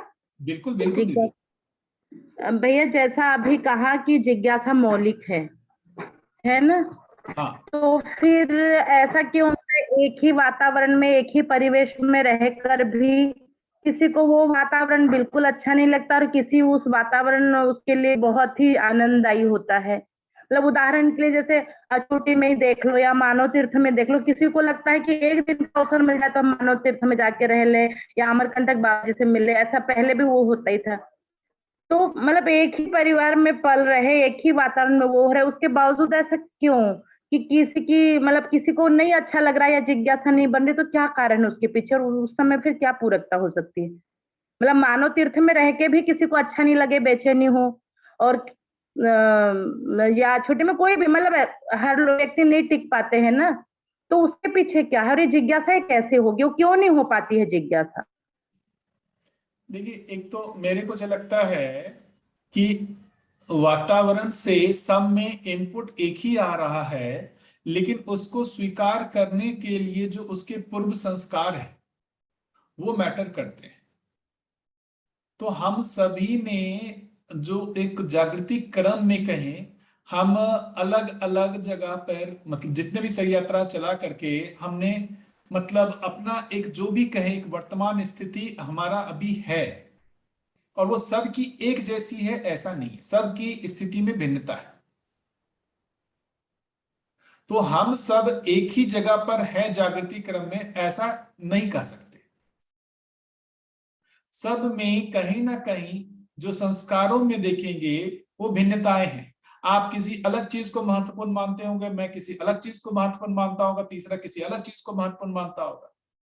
आप में कुछ अलग तरीके की समस्याएं होंगे, मेरे में कुछ अलग तरीके की समस्याएं होंगी। जैसे सिंपल सा देख सकते हैं, क्या आप हम ये देखेंगे दीनता, हीनता, क्रूरता को ही देखिए। क्या हर आदमी में दीनता, हीनता, क्रूरता एक जैसा दिखता है क्या? किसी में दीनता प्रधान दिखता है, किसी में हीनता प्रधान दिखता है, किसी में क्रूरता प्रधान दिखता है। क्यों? वो उसके पुराने जो भी अभ्यास है, जिसने उसने जीने में जो भी उस तरीके की प्रवृत्तियां हैं, उसका जो उसने जो अभ्यास किया हुआ है, उस कारण से उसका ये हो गया है। षड्आवेश की बात करें तो काम, क्रोध, लोभ, मोह, मद, मात्सर्य, क्या सब में एक जैसा दिखता है? किसी में काम आवेश ज्यादा दिखता है, किसी में लोभ आवेश ज्यादा दिखता है, किसी में मोह आवेश ज्यादा दिखता है। तो हर एक व्यक्ति की अपनी अलग अलग एक जर्नी है, और वो जर्नी के हिसाब से जो वातावरण को जो भी स्वीकार करना है, तो जो जिस चीज को महत्वपूर्ण मानता है उसके लिए यदि अनुकूलता है तब तो उसको अच्छा लगेगा, यदि उसके लिए अनुकूलता नहीं है तो अच्छा नहीं लगेगा। तो अभी होता क्या है, हम लोग में मतलब एक कल्पना होती है कि ये वातावरण से हम जैसे इस वातावरण में चले जाएंगे तो अच्छा हो जाएगा, है ना। और अभी होता क्या है कि उसमें क्या अच्छा होगा नहीं होगा ये अपने को नहीं पता होता है। मतलब इसमें एक बड़ी चीज कहें, हम अपनी स्वयं की जिम्मेदारी को कम स्वीकारते हैं, वातावरण के जो प्रभाव उसको ज्यादा स्वीकारते हैं। वातावरण जो है मुझसे ज्यादा प्रभावशाली है, ये हमारे स्वयं में स्वीकृति होती है। तो वो जो वातावरण है वो बेसिकली हम उसमें उस वातावरण का क्या प्रभाव पड़ेगा नहीं पड़ेगा ये अपने को नहीं पता होता है। हम किसी एक अपेक्षा को लेकर के हम उस वातावरण में जाते हैं। जब तक वो अपेक्षाएं पूरी होती हुई लगती हैं तब तक हमको अच्छा लगता है। जिस समय हमारी वो अपेक्षाएं पूरी नहीं होती है हमारे को खराब लगने लगता है। जैसे मैं अपनी बात ही बताऊं कि जैसे मैं ये सोच करके आया कि मैं बाबा जी के सानिध्य में रहूंगा तो मेरा गुणात्मक परिवर्तन होगा, मैं ये सोच करके आ गया। अब मान लीजिए कुछ समय तक मुझे गुणात्मक परिवर्तन लगा, मेरा उत्साह बना रहा, और मान लेते हैं कुछ एक समय के बाद मेरे में अंदर गुणात्मक परिवर्तन होना बंद हो जाए, क्या मेरा उत्साह बनेगा वहां? फिर मैं विकल्प तलाशूं। तो जो जिसकी अपेक्षा है, अब वो अपेक्षा सही गलत है उसका भी उसने निर्णय नहीं किया हुआ है, तो बहुत ही दिक्कत है। तो ये सब जो चीजें हैं ना, ये तब होती है दीदी, जो मुझे लगता है जब आदमी खुद अपने अंदर स्थिर होने का प्रयास ना करे, वो खुद की जिम्मेदारी को स्वीकार ना करे, और वो ये मतलब उसमें यदि ये बनता है कि हमारा खुद का जो जागृति अपने दम पर नहीं होना है, वातावरण के दम पर होना है। यदि हमारे में ये स्वीकृति हो गई है कि मैं अपने दम पे जागृत नहीं हो पाऊंगा, वातावरण ही हमारे को जागृत कर सकता है, तो वो क्या करेगा, एक वातावरण में जाएगा, वहां उसको लगेगा कि चलो इसमें जागृति में सहायक हो रही तो वहां रहेगा, वहां नहीं होगा फिर दूसरी जगह जाएगा, क्योंकि उसने जागृति को खुद के अर्थ में स्वीकार किया ही नहीं है। आप बाबा जी का ही उदाहरण ले, अमरकंटक जैसी जगह पे ना वो किसी को जानते हैं, ना वहां कोई अनुकूलता है, वैसी जगह पर वो पूरी साधना करके अपने लक्ष्य को प्राप्त किए ही, क्योंकि उन्होंने अपनी जिम्मेदारी को स्वीकारा था, वातावरण की जिम्मेदारी को नहीं स्वीकारा था।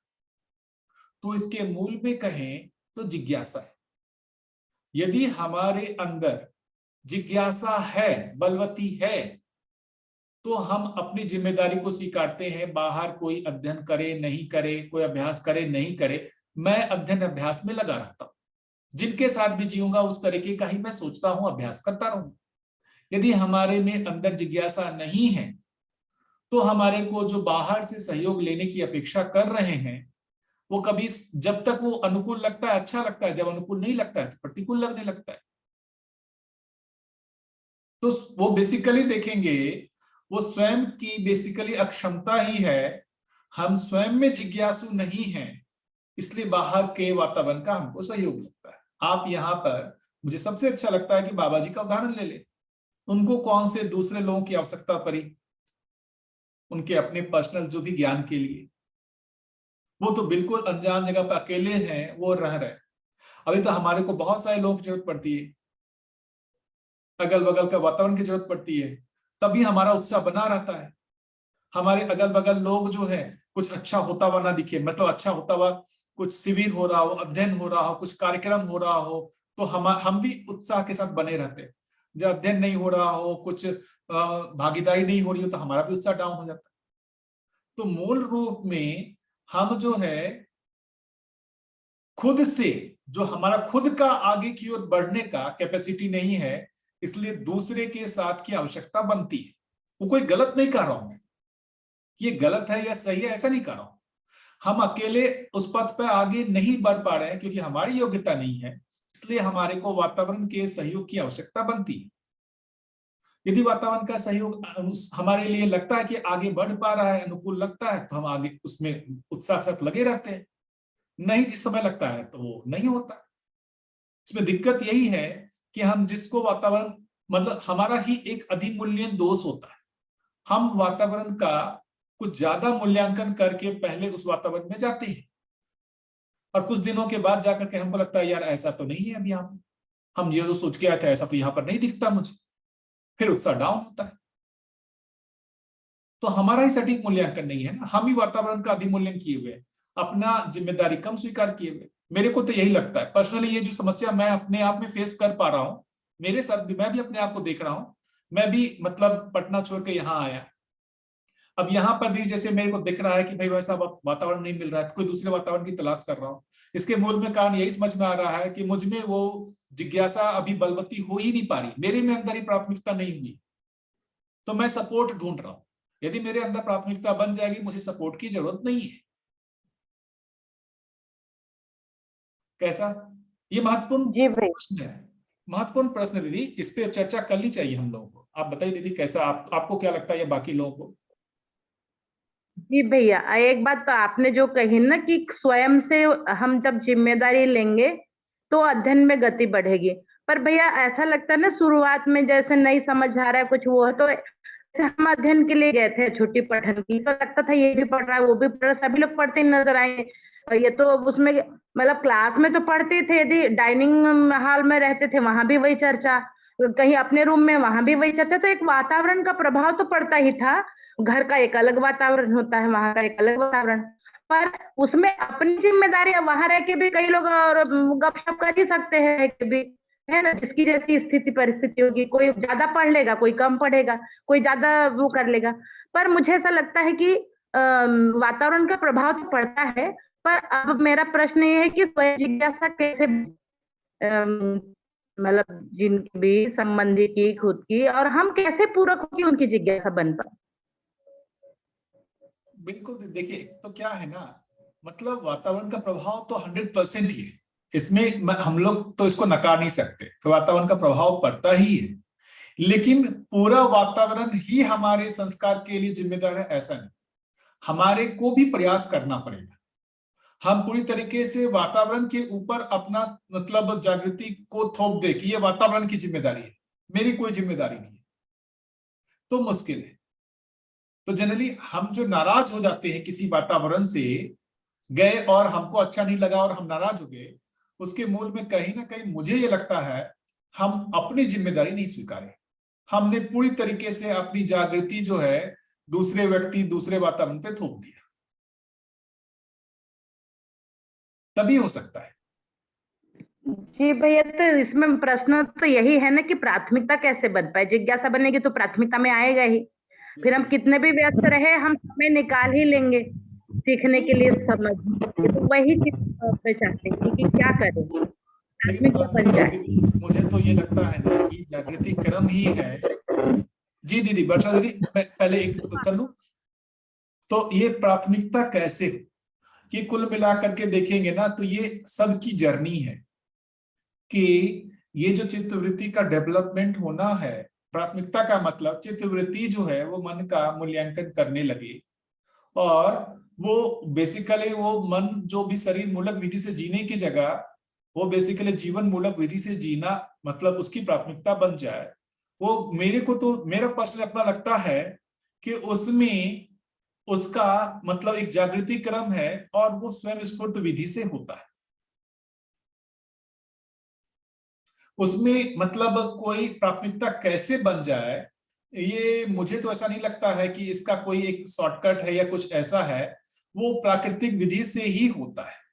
हर व्यक्ति की जो भी है मतलब जीवनी क्रम का है, अब किसी का जीवनी पहले स्टार्ट हुआ, किसी का बाद में स्टार्ट हुआ, तो उसके मतलब जो भी चित्तवृत्ति क्रियाएं हैं या फिर पूर्व जन्मों में किसको कितना अच्छा वातावरण मिला है, कितने सर यात्राओं में अच्छा वातावरण मिला, कितने सर यात्राओं में अच्छा वातावरण नहीं मिला, उन सब के फल में बेसिकली उसकी जो भी प्राथमिकताएं हैं वो होती है। तो जिज्ञासा जो मेरा अपना पर्सनल है, जिज्ञासा को पैदा नहीं किया जा सकता, जिज्ञासा स्वयं स्फूर्त विधि से ही होगा। मैं अपने जो भी अभी जिस चीज को भी श्रेष्ठ माना हुआ हूं, है ना, या जो भी मेरी फसावट है वो मेरा अपना पर्सनल है और उसको मैं स्वयं मूल्यांकित करके ही उसको कर सकता हूँ, उसमें समय लगता ही है।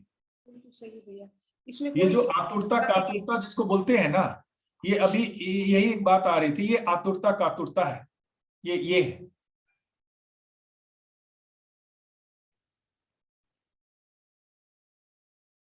यही सब है हमारे में भी।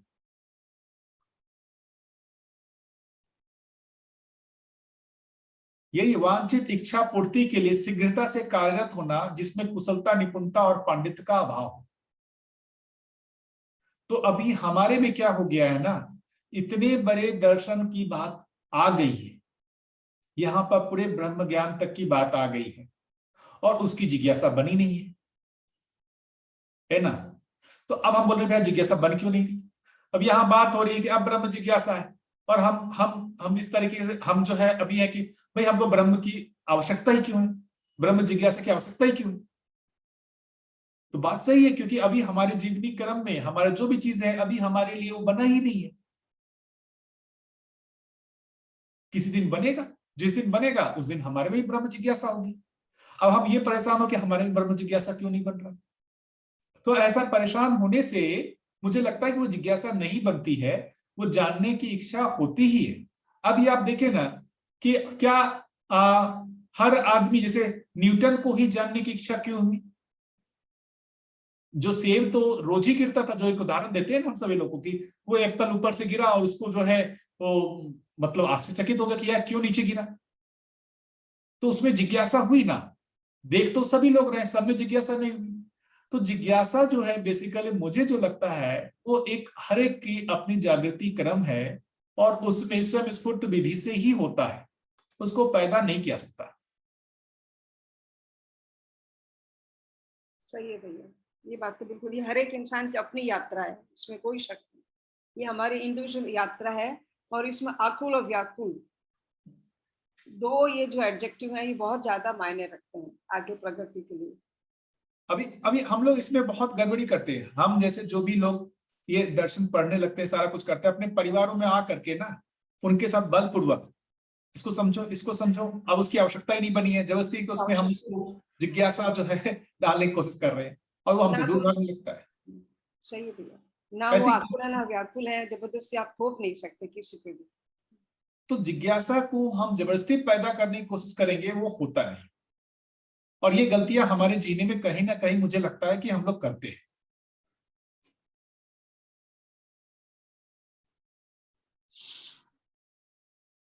क्या ठीक है भैया? दीदी, गौरी दीदी। जी भैया जी, बिल्कुल आप जो बोल रहे हैं इतनी बातें तो मुझे भी क्लियर पहले से ही थी। मैं सोची यहाँ कोई और सूत्र निकल जाए कि संबंधी जिज्ञासु हो जाए तो ठीक है, अपनी स्थिति के अनुसार होंगे जब जिसकी स्थिति बनेगी। देखिए सबके लिए अपना अलग अलग है। जैसे इस दर्शन में जुड़ने का ही देखेंगे, क्या सब एक ही कारण से जुड़े हैं, ये भी नहीं लगता। सब एक ही कारण से इस दर्शन में जुड़े हैं, ये भी नहीं लगता। कैसा लगता है? क्या सब एक ही कारण से दर्शन में जुड़े हैं? कोई अपनी जिज्ञासा के लिए जुड़े हैं, कोई अपनी भ्रम मुक्ति के लिए जुड़े हैं, कोई किसी चीज से परेशान होकर के आए हैं। तो हर आदमी अलग अलग चीज को खोजने के लिए यहाँ आया है। अभी ऐसा नहीं है कि हर आदमी में जैसी बाबा जी में तीव्र जिज्ञासा थी वैसी ही जिज्ञासा। अभी बात होती है कि ना कि हमको समझ में क्यों नहीं आ रहा है, हमारे को अनुभव क्यों नहीं हो रहा है, उसका मूल कारण यही है कि हमारे में वो जिज्ञासा नहीं हुई है। तो भैया आपने जो बात कही ना अभी कि ठीक है उनकी स्थिति है, पर जब अपन साथ साथ रहते हैं तो जब एक लक्ष्य के साथ चलेंगे तो शायद ज्यादा हार्मोनी और तालमेल पूर्वक हम अपने जीवन को जी सकते हैं परिवार में और उसमें। अब यदि कोई को अपना दर्शन समझने में अच्छा लग रहा है और अभी जैसे अभी किसी को जीव चेतना में अच्छा लग रहा है तो लक्ष्य एक नहीं होगा भाई, और आप बोल रहे कि स्थिति के अनुसार वो करेंगे, उनके जैसे जिज्ञासा होगी, पर सफर तो साथ में रहने वाले करेंगे ही ना।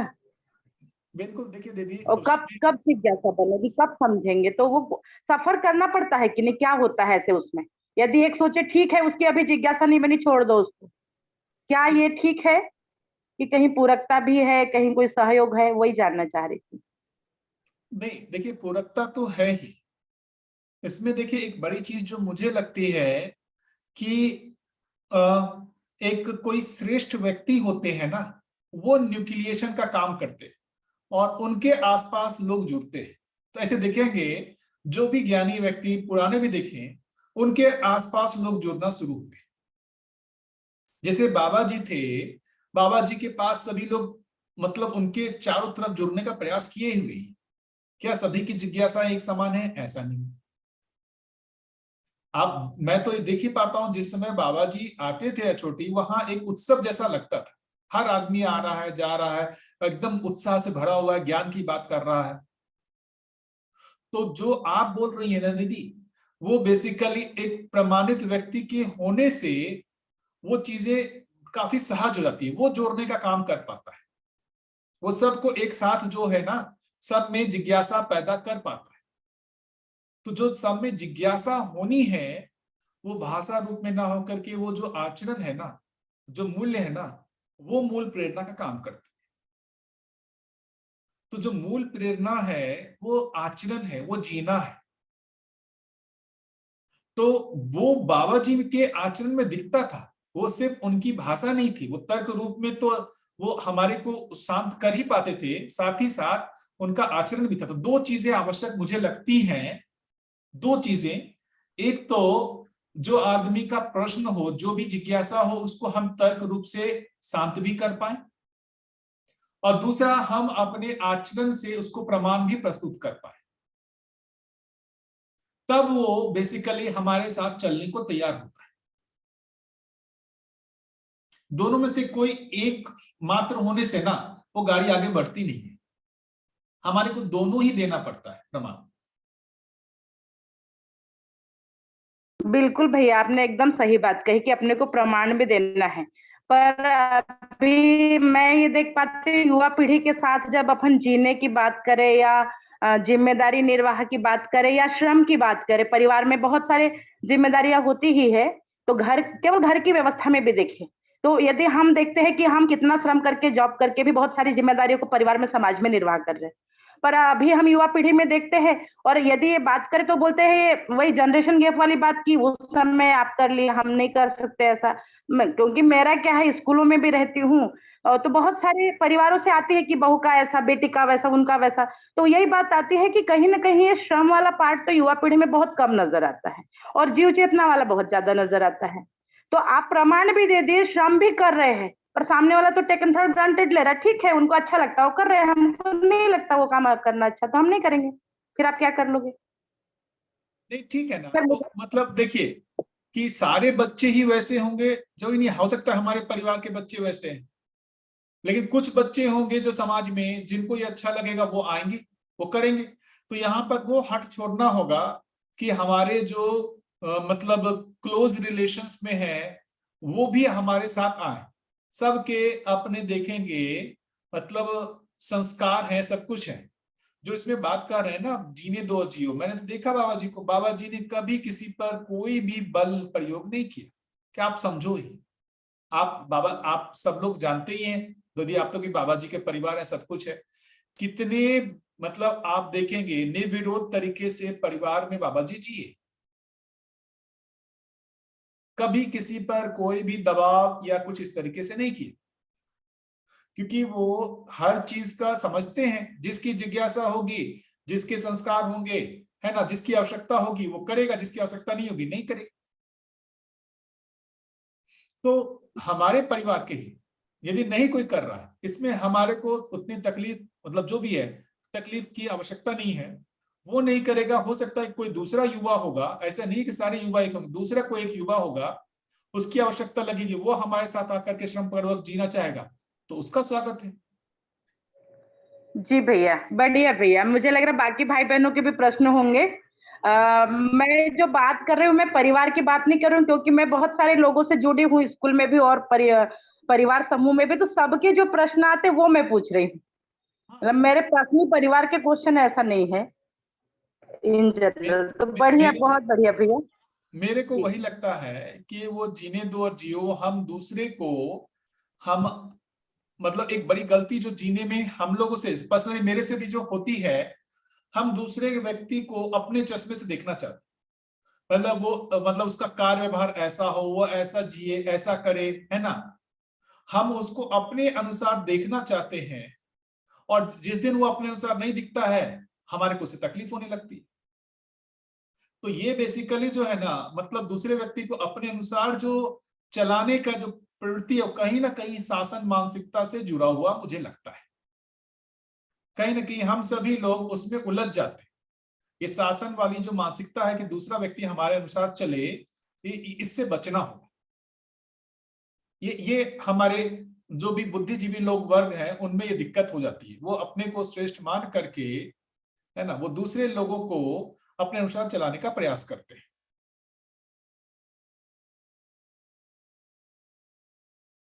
मैंने बाबा जी के साथ इतना दिन रहा, वो मेरे को भी कुछ कुछ बोलते रहे कि ये कर लो, वो कर लो, मैंने कभी नहीं किया, लेकिन इससे उनका मेरे प्रति जो भाव है वो कभी नहीं बदला। ये मुझे आश्चर्यजनक लगता है।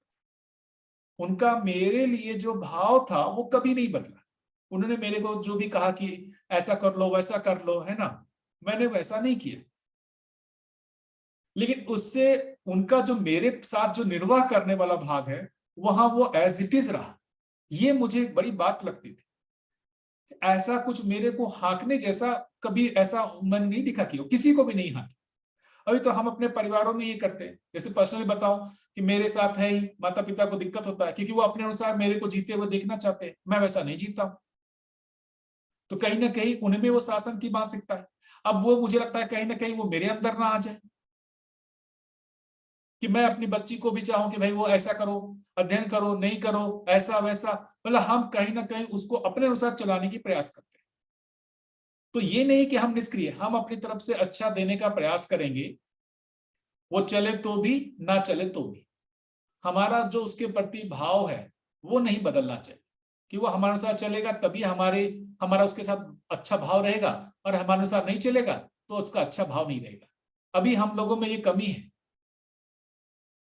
जो हमारी बात का समर्थन करता है, जो हमारे साथ जो भी हम चाह रहे हैं उस अनुसार चलता है, तो हमारा उसके साथ भाव बनता है। जो हमारे अनुसार नहीं चल रहा है, हमारा उसके साथ भाव नहीं बनता। सारा वर्ग मानसिकता यहीं से तो स्टार्ट होता है। जी बताइए, बाकी लोग और कोई?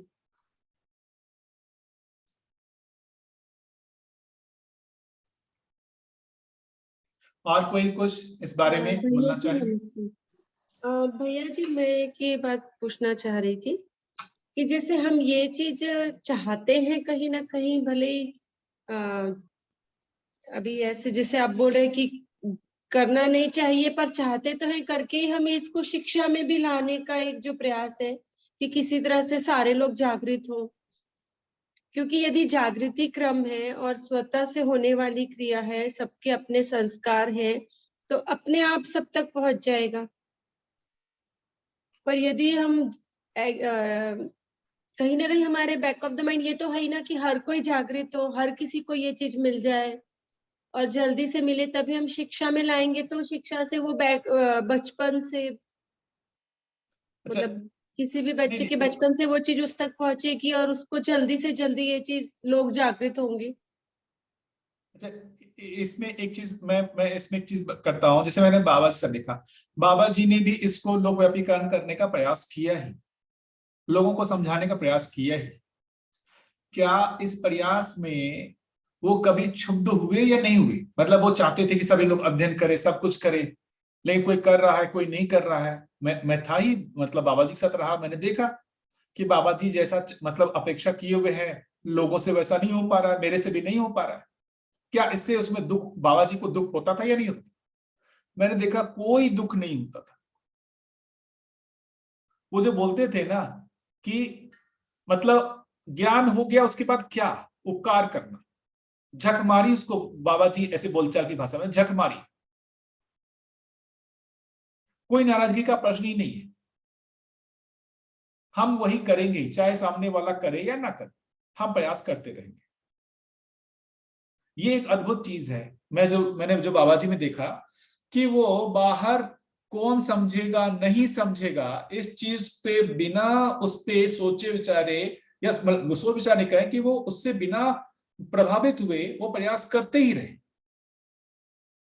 अपेक्षा तो उनमें मैं देखता ही था, वो अपेक्षा रखते थे कि भाई लोग जो है कि प्रमाणित हो। सामने में लोगों से जो भी 6 महीने का अध्ययन शिविर होता था वो पूछते थे कि बताओ कितने दिन में प्रमाणित हो गए, कितने दिन में प्रमाणित हो गए,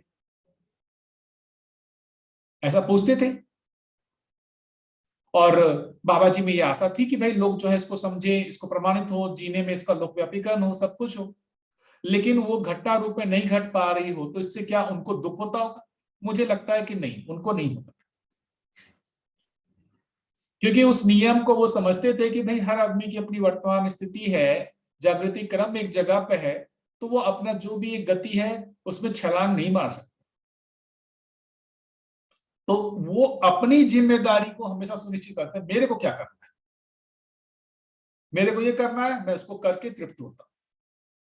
उनकी तृप्ति अपनी जिम्मेदारी को स्वीकार करके उसको करके तृप्ति उनकी होती थी। तो वो जो बोल रहे हैं ज्ञान के बाद क्या, उपकार करना, वो उपकार करते थे और तृप्त होते थे। सामने वाले की आवश्यकता यदि है तो उसको स्वीकार करेगा, नहीं है तो स्वीकार नहीं करेगा। इससे उनको तृप्ति और अतृप्ति नहीं होती थी।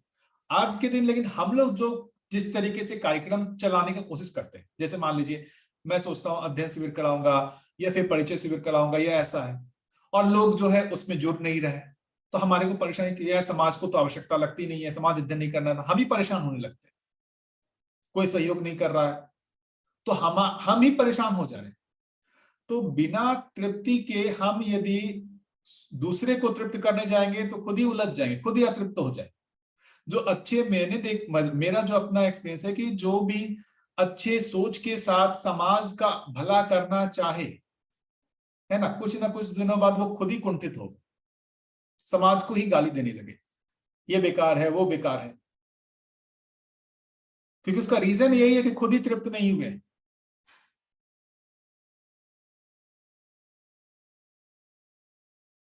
तो हमारे में भी अपेक्षाएं हैं, अभी कौन नहीं होता है, अभी हम सभी लोग जो जो इससे जुड़े चाहते हैं हम ज्यादा से ज्यादा लोगों को जोड़े, परिचय शिविर में लाए, है ना, हम सभी लोग इसको फैलाने में उत्साहित होते ही हैं। यहाँ भी शिविर हो जाए, वहां भी शिविर हो जाए, अध्ययन शिविर भी हो जाए, सब कुछ हो जाए, है ना। कुछ दिन तक मान लीजिए वो होता भी रहा और कुछ दिन बाद पता चला कि वहां अध्ययन होना मतलब अब लोग नहीं आ रहे, हमारा उत्साह डाउन हो जाता है। मैंने तो बाबा जी का उत्साह कभी डाउन होते हुए नहीं देखा, कभी उत्साह डाउन होते हुए नहीं देखा। मुझे तो आश्चर्य लगता है कि बाबा जी कितने आशावादी थे, मतलब मुझे बहुत ही आश्चर्य होता है। एक तो ज्ञान पाने के लिए उन्होंने इतना अथक परिश्रम किया, वो इस आशा में हमेशा रहे कि अब ज्ञान मिलेगा, अब ज्ञान मिलेगा, समाधि तक पहुंचे तो भी उनकी आशा नहीं मतलब खत्म हुई, और फाइनली उन्होंने उसको पा भी लिया। और उसको पा लेने के बाद जो है अब इसको समाज को देने में भी हमेशा आशान्वित रहे। उन्होंने कभी समाज का ये गलत मूल्यांकन नहीं किया, यह समाज की आवश्यकता ही नहीं बनी है, कोई समझना ही नहीं चाहता है। वो हमेशा इस आशा में रहे ही कि आदमी इसको समझ सकता है, और अंत तक मतलब मैंने तो देखा है कि एक लास्ट समय में शरीर भी जो है काम नहीं कर रहा है, तो भी वो अमरकंटक से या छोटी आते ही थे, कैसे कैसे सब लोग मिलके, गणेश भैया लोग हैं, अंजनी भैया हैं, सब लोग कैसे करके लाते थे, उनको गाड़ी में लेटा करके सब लोग लाते थे, है ना।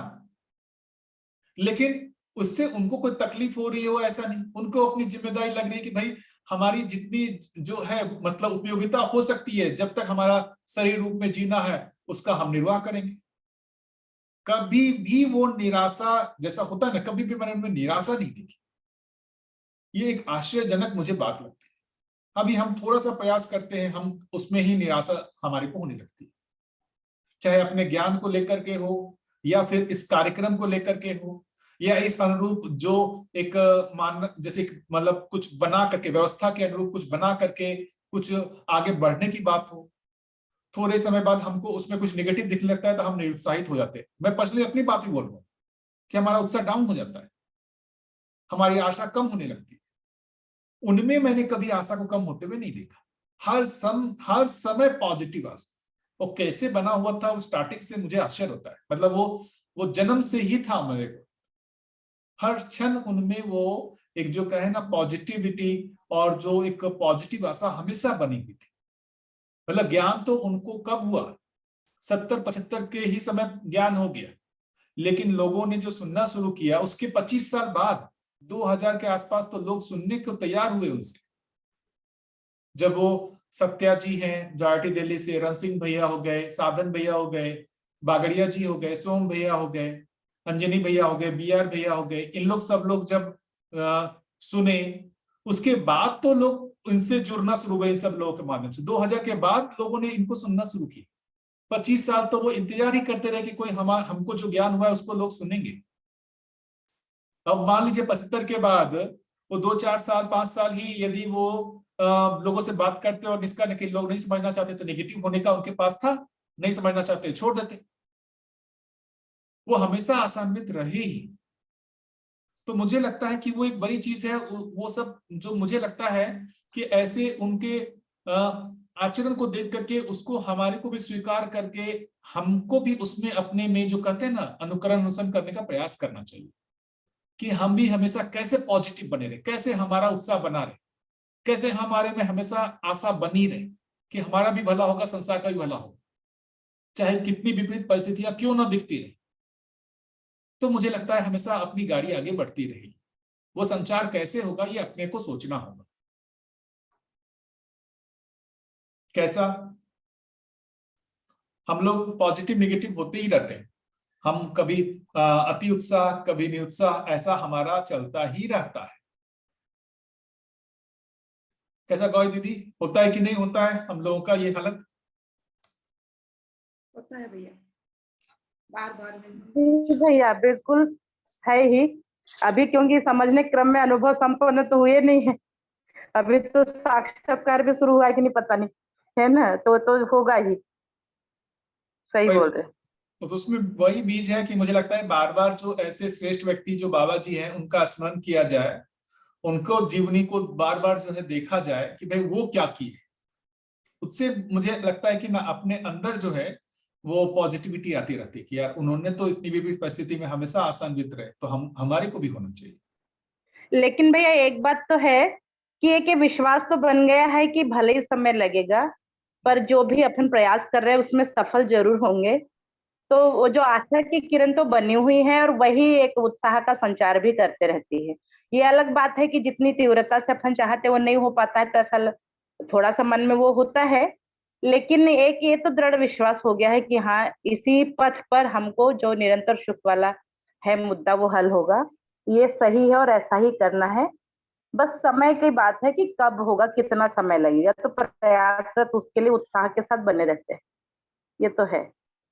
और वो तभी हो पाता जब पिछला हम जहाँ खड़े थे वहां से जो हम जितना चलकर आए हैं, जब ठहर कर हम उसका मूल्यांकन करते कि हम कहाँ थे और कहाँ पहुंचे हैं, तो वो मूल्यांकन से उत्साह बनता है और आगे के लिए फिर हम मतलब जो मूल्यांकन हो उसका उत्सव होता है, तो आगे के लिए उत्साह बनता है कि आगे भी जब वहां से यहाँ तक आ गए तो आगे भी पहुंचेंगे ही। तो मुझे ऐसा लगता है कि मूल्यांकन होते रहना चाहिए, स्व मूल्यांकन, वो बहुत गति देता है, ऐसा मेरा स्वयं का वो है। जी भैया जी, धन्यवाद। और बताएं।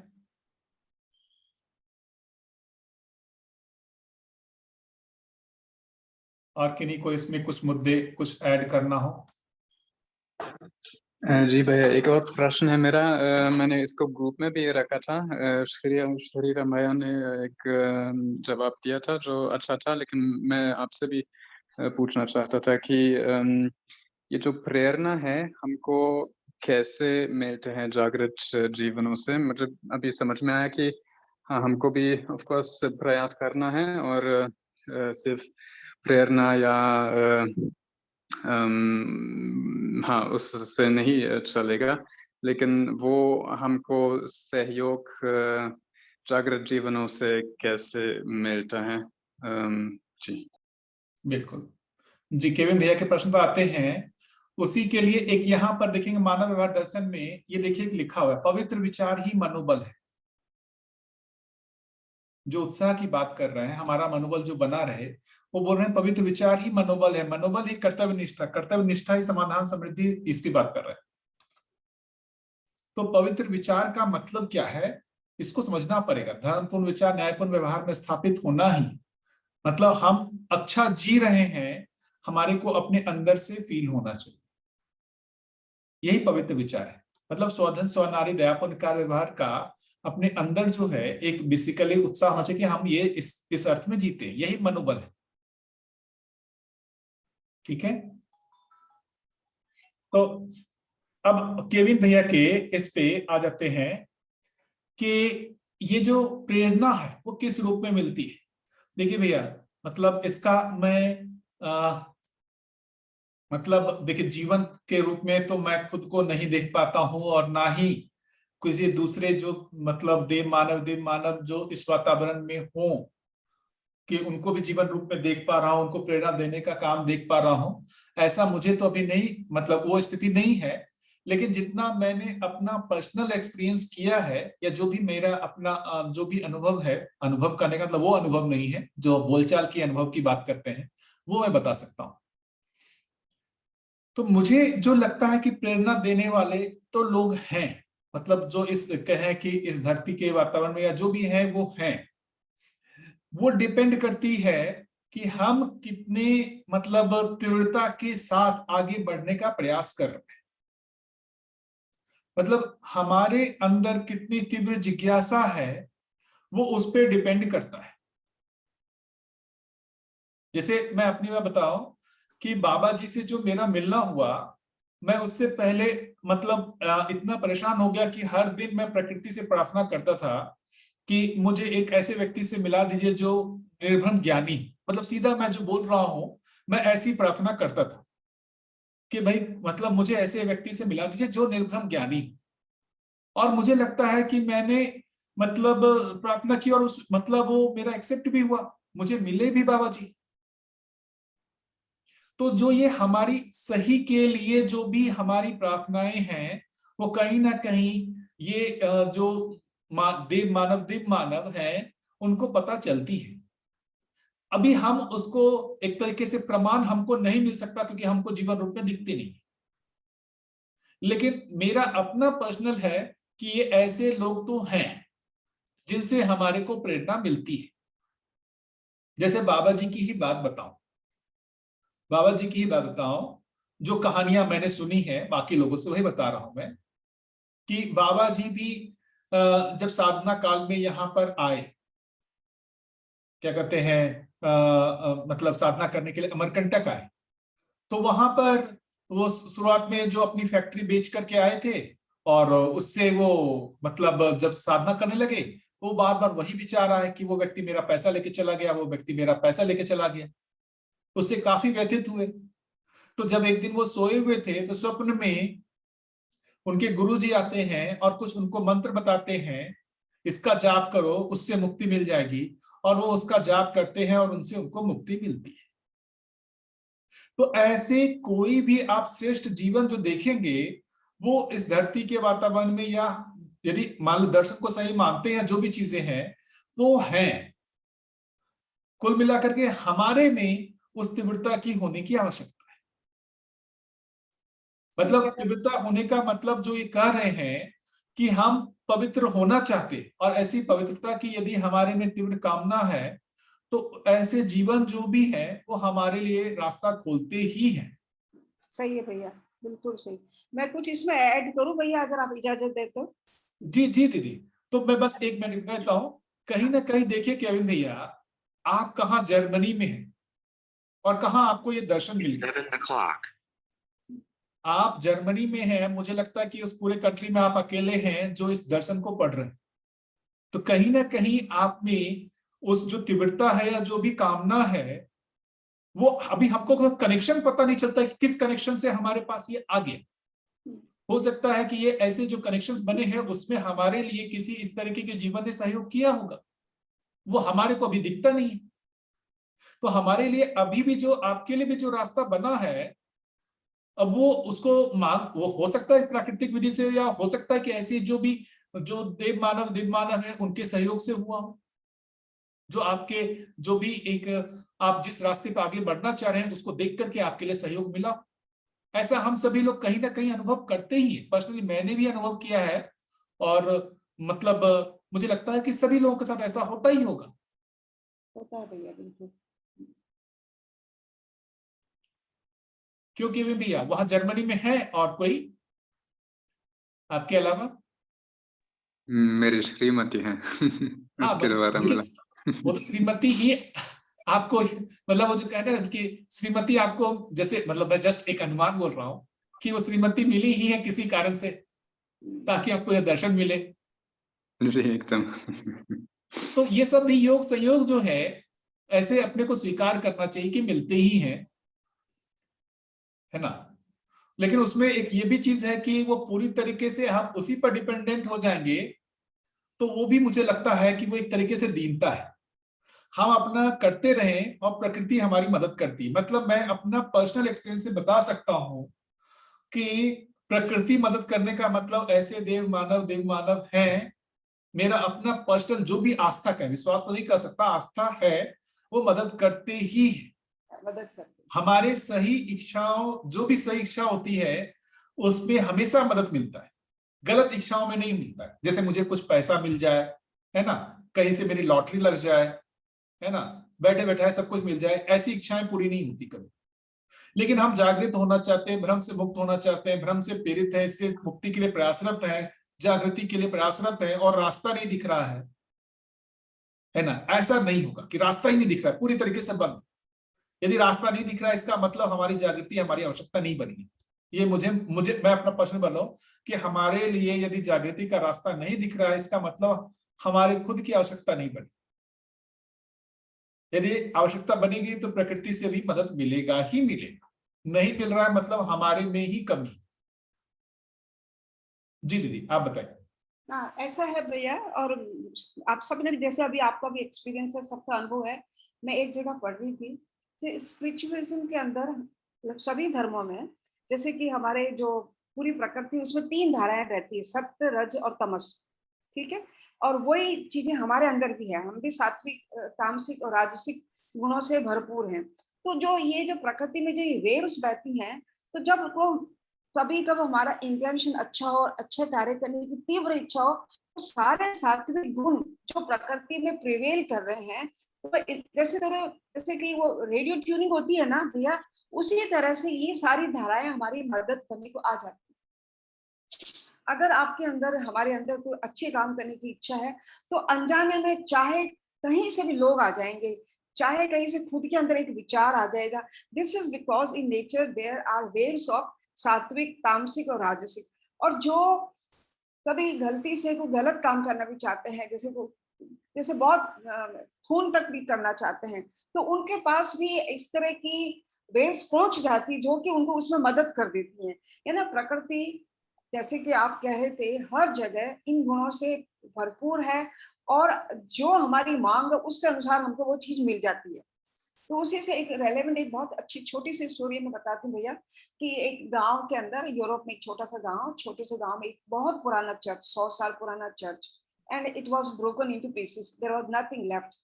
तो वहां पर एक बुढ़ी सी महिला थी, and then she one day realize, मुझे ये चर्च वापस बनाना है, क्योंकि गांव के लोग प्रेयर कहाँ करें। तो वो ऐसा अनाउंस करती है कि let us make this church, तो सब गांव वाले हंसते हैं कि पैसा तो एक भी रुपया नहीं है इसके पास, खाने को तो नहीं है, और चर्च बनाएगी। तो कहती है मैं नहीं बनाऊंगी, आप सब बनाओगे। अब क्या होता भैया, जैसे कि आप अभी हमने महसूस किया कि जो सत्व, जो धाराएं जो प्रकृति में बहती हैं वो मदद करती हैं। शी स्टार्टेड कि मैं सबके पास जाऊंगी, मुझे एक एक पैनी, एक एक पाउंड भी कोई दे देगा तो मैं पैसे इकट्ठे करके ये चर्च बनाऊंगी, ताकि जहां पर एक पर्पस होगा, जैसे कोई एक अच्छी इच्छा की पूर्ति होगी। और वैसे ही हुआ भैया, लोग अपने आप आके डोनेशन, हर एक गांव के एक एक घर से अगर उसको एक एक डॉलर भी मिला तो then she was able to make church. तो मतलब इन शॉर्ट हम ये कह सकते हैं कि प्रकृति के अंदर वेव्स होती हैं, धाराएं होती हैं, और इन धाराओं को हम अपनी इच्छा शक्ति से अपने साथ टैप कर सकते हैं। जैसे मुझे बीबीसी सुनना है तो मैं बीबीसी को ट्यून कर सकती हूँ, और अगर मुझे कोई ऐसा चैनल सुनना है जो कि not should not be, I should not listen, और which is not of any use, तो मैं उसको भी ट्यून कर सकती हूँ और वो मेरे साथ जुड़ जाएगा। यानी ये हमारी खुद की क्षमता है, उससे हम चीजों को अट्रैक्ट कर सकते हैं। जैसे आप कह रहे हो ना, हर एक के साथ ये होता है भैया, ये हमारे जीवन का सबका साथ अनुभव है कि अगर हम कोई अच्छा काम सोचते हैं तो अनजाने कहाँ से लोग आ जाते हैं मदद करने के लिए, या एक अपने अंदर एक स्वपूर्ति प्रेरणा भी आ जाएगी, या कोई ऐसा विचार भी आ जाएगा, and then we will able to perform that our action. ऐसा मेरा अनुभव है भैया। बिल्कुल बिल्कुल दीदी, है ही। और कोई कुछ कहना चाहेंगे इस बारे में?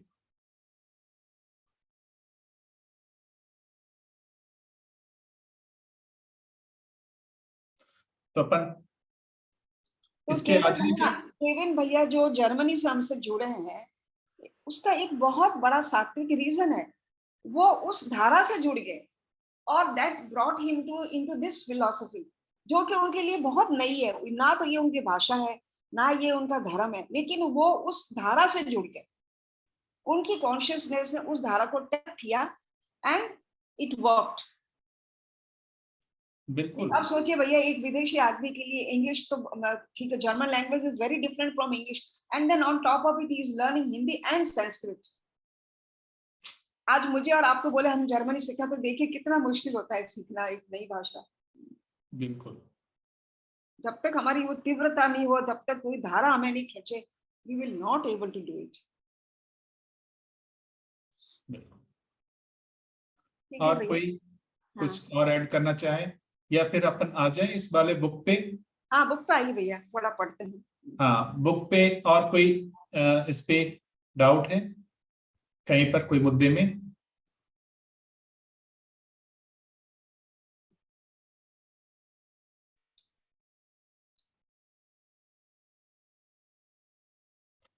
ये जो बुक का अध्ययन चल रहा है उसमें बताएं कोई इसमें क्वेरी हो, कुछ जिज्ञासा?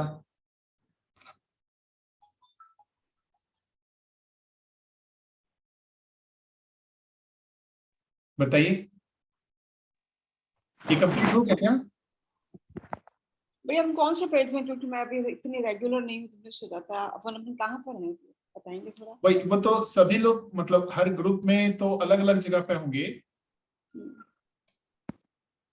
तो मतलब ये आप ही लोग बताएंगे। कोई भी ग्रुप, यदि किसी ग्रुप में कोई हो प्रश्न तो बता सकते हैं।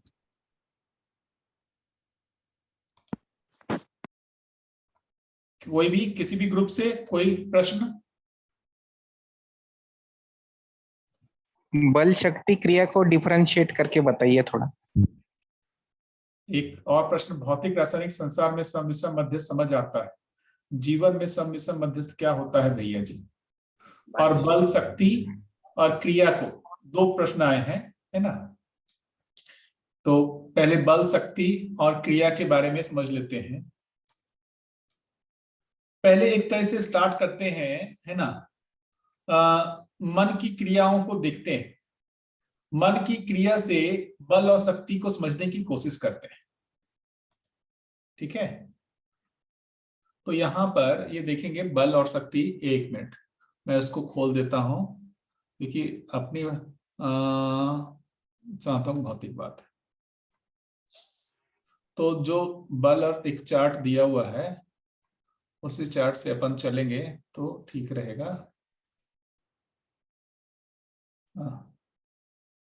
एक मिनट, इसमें मैं ढूंढ रहा था बल और शक्ति के बारे में। ठीक है, तो बल, जैसे मन में दो क्रियाएं कही गई है ना, चयन और आस्वादन। चयन और आस्वादन दो क्रियाओं के बारे में हम सभी लोगों ने सुना ही होगा मन के।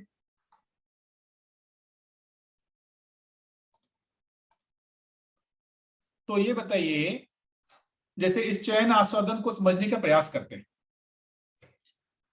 तो जैसे अभी कोई एक आस्वादन की अपेक्षा हुई, जैसे कुछ आपको मीठा खाने का मन हुआ, उस मीठा खाने का जब मन हुआ, उस आस्वादन अपेक्षा के लिए आपका चित्तवृत्ति काम किया और उस चित्तवृत्ति के फल में फिर से आपने कुछ चयन किया।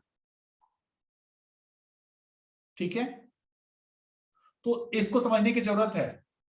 चयन होने का जो प्रोसेस हुआ उसकी स्टार्टिंग कहां से हुई। जो भी एक चयन, कोई भी 4 से 5 संवेदनाओं को भी बात कर ले, तो जो भी चयन होने की बात हुई उस चयन का स्टार्ट कहां से हुआ। फंडामेंटल अगर स्टार्टिंग से आते हैं कि वो स्टार्ट कहां से हुआ, जो भी चीज का चयन हुआ, तो उस चयन के लिए कहीं ना कहीं आस्वादन की अपेक्षा हुई। उस आस्वादन अपेक्षा के लिए चित्तवृत्ति ने काम किया, आपके चित्त में, चित्रण में कुछ चीजें स्टोर है, फिर वृत्ति ने उस सब में से विश्लेषण किया, उस आधार पर मन में कुछ चयन हुआ, और वो चयन होने के बाद वापस आपने उस चीज को पिक किया, और जब आपने उसको जीभ में रखा उसका एक तरीके का स्वाद आया, तो वो जो स्वाद आया उस स्वाद का वापस आस्वादन हुआ ही नहीं हुआ। तो अब इस प्रोसेस में बताइए कि जो आस्वादन क्रिया है वो क्या चीज है, और उस आस्वादन को पाने के लिए जो चयन हुआ वो कौन सी क्रिया है।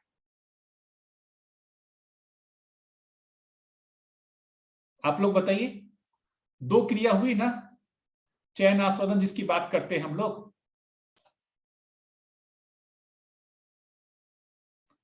दो क्रिया हुई, एक चयन एक आस्वादन। कौन इनिशिएट हुआ पहले, आस्वादन अपेक्षा इनिशिएट हुआ पहले, या पहले चयन हुआ बिना आस्वादन के और फिर बाद में आस्वादन हुआ।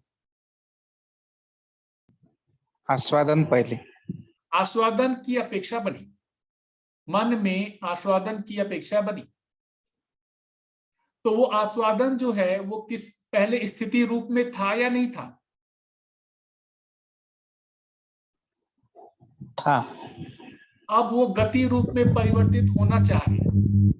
अब वो गति रूप में परिवर्तित होना चाह रहा है। गति रूप में परिवर्तित होने का मतलब वो उसका आस्वादन करना चाह रहा है, उस मीठे का स्वाद लेना चाह रहा है जिसको वो पहले भी ले चुका है।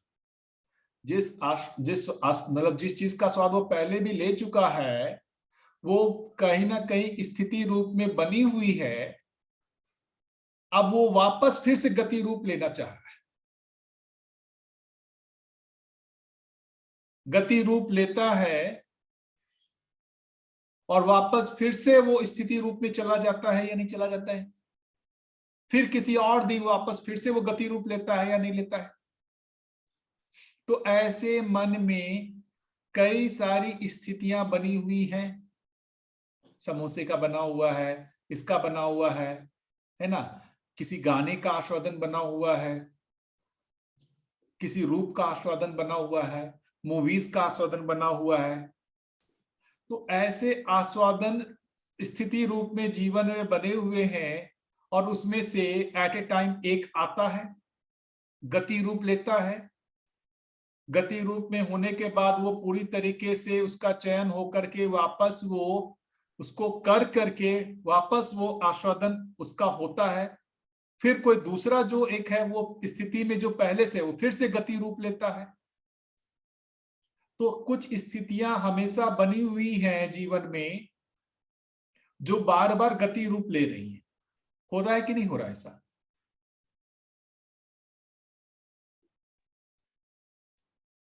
हो रहा है। स्थिति और गति के रूप में समझ में आता है कि नहीं आता? जब आप स्वाद ले रहे हैं तो उसको गति रूप में आपने लाया है कि नहीं लाया है? कि आप मात्र जो एक ये जो कह लिए कि मेरे को आस्वादन है, आपने मिठाई तो पहले खाया है और आपको भूख भी नहीं लगी, सिर्फ स्वाद की तो अपेक्षा बनी है, आप उस आस्वादन को स्मृति में ला करके उसका रस पा लेते हैं क्या? आस्वादन आया, हाँ हम अब जीवन को रस मिलने लगता है क्या? नहीं मिलता है। आपको फिजिकली उसको क्या करना पड़ता है? पिक करना पड़ता है, वापस उस स्वाद को जीवा के माध्यम से मन को देना पड़ता है या नहीं है? तो जो ये स्थिति गति कह रहे हैं, इसी को एक बल और शक्ति के रूप में बोल रहा है। यही बल है और यही शक्ति है। बल का मतलब हुआ स्थिति, शक्ति का मतलब हुआ गति।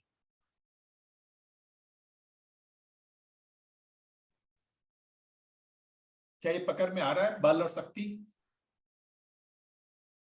भैया एक बार जरा वापस समझाएंगे इसको प्लीज, थोड़ा सा वापस समझाइए। एक मिनट, ठीक है। इसको जैसे अभी एक दूसरे तरीके से करते हैं। किसी एक व्यक्ति से आपको स्नेह है ना? तो क्या होता है, किसी एक क्षण में उस व्यक्ति का जो भी है वो स्मृति आता है, तो वो स्नेह का भाव जो आप में पहले स्थिति रूप में था, उस क्षण वो गति रूप लेता है। गति रूप लेने का मतलब मन में जो उसके लिए स्नेह का भाव था वो गति रूप में लेता है, मतलब वो चित्त वृत्ति में फैलता है। अब वो फैलता है तो वापस आपको उस स्नेह की जो भी है वो प्रकट करने की आवश्यकता महसूस होती है।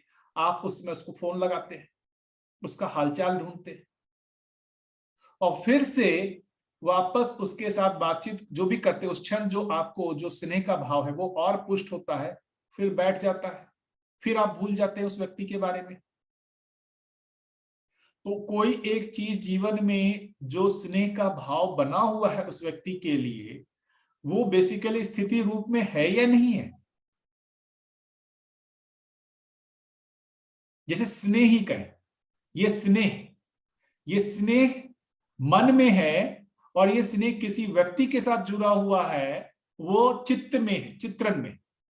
तो ये स्नेह जैसे ही एक्टिव होता है, ये अपने साथ उस चित्रण को एक्टिव कर देता है। ये स्नेह एक्टिव होता है तो ये उसके साथ उस चित्रण को एक्टिव करता है। उस चित्रण को एक्टिव करता है तो फिर वो चित्रण जो है वापस उस चयन के लिए प्रयासरत होता है और वापस जो है वो आप उसके साथ बातचीत करके उस स्नेह को फिर से महसूस करने लगते हैं। जब जिसमें बातचीत कर रहे होते हैं तो क्या वो स्नेह के भाव को आप फिर से वो क्या कर रहे हैं, महसूस कर रहे हैं कि नहीं कर रहे हैं? जैसे आप लोग में से कोई भी होंगे, अपने बच्चे का जो भी है ना, घर है, जिनके सगे संबंधियों हैं, उनके जैसे ही स्नेह का भाव आप में जो स्थिति रूप में बना हुआ है वो इनिशिएट होता है, तो वो फैलता है, वो फैल करके वो बेसिकली आप बाहर चयन किए, उसके साथ बातचीत किए, वो फिर से स्टोर हो जाता है। तो एक स्नेह का आस्वादन हुआ है ना, आस्वादन जो हो रहा है वो बेसिकली बना हुआ है, स्नेह एक बना हुआ है आपने स्थिति के रूप, वो वापस चयन करके फिर से वो और प्रगाढ़ होता है। इसी तरीके से जो ये कह रहे हैं, ये जो खट्टा मीठा कसैला, ये सब कुछ तरीके के जो स्वाद है, इसका आस्वादन बना हुआ है, वो किसी एक वस्तु के साथ बना हुआ है, वो चित्त में है उसका रूप। तो आप में मीठा खाना जो ये आस्वादन है, मीठे का जो ये आस्वादन है, वो स्थिति जो रूप में बना हुआ है वो गति लेता है। स्थिति रूप में जो आस्वादन बना हुआ है वो गति रूप लेता है। गति रूप लेता है तो आप उसका चयन करते हैं। तो जो मैं बोल रहा हूं कि स्थिति रूप में जो बना हुआ है उसको बल कह रहे हैं, और जब उसको वापस जो है उसको पाने के लिए जो आप जो वापस चयन कर रहे हैं उसको शक्ति कह रहे हैं। क्या कुछ क्लियर हुआ?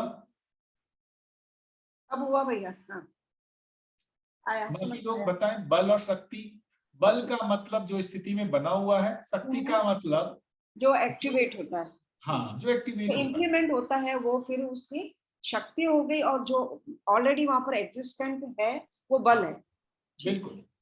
ठीक आया भैया, थैंक यू, आपने बड़ा अच्छे जैसे उदाहरण से बताया। हाँ, जैसे ममता है, ममता जो एक भाव है वो आपकी स्थिति में बना हुआ है, जब वो एक्टिवेट होगा तब वो उदारता के रूप में व्यक्त होगा। तो उदारता जब होगा वो ममता के साथ, ममता जब स्थिति रूप गति रूप लेगा तो वो उदारता में कन्वर्ट होगा।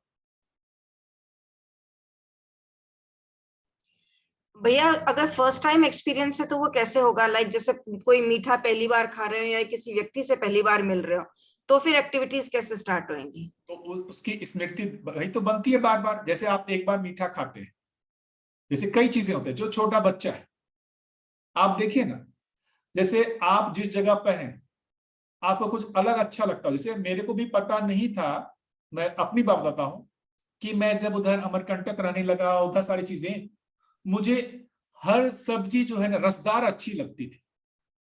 श्री राम भैया वहां रहते थे, उनको जो सूखी सब्जियां पसंद आती थी। अब मुझे भी लगता था यार कैसे हो रहा है। मैं बहुत दिनों के बाद, बेसिकली मैं बिहार का रहा हूँ, पटना का आसपास का, और मतलब मैं बहुत दिनों से हॉस्टल में रहा, तो मुझे इसका पता नहीं था। मैं वापस जब 2016 में यहाँ आया और मैंने देखा हर घर में यही रसदार सब्जी बनती है, हर दुकानों में जहां भी जाएंगे रसदार सब्जी ही खाने को मिलती है।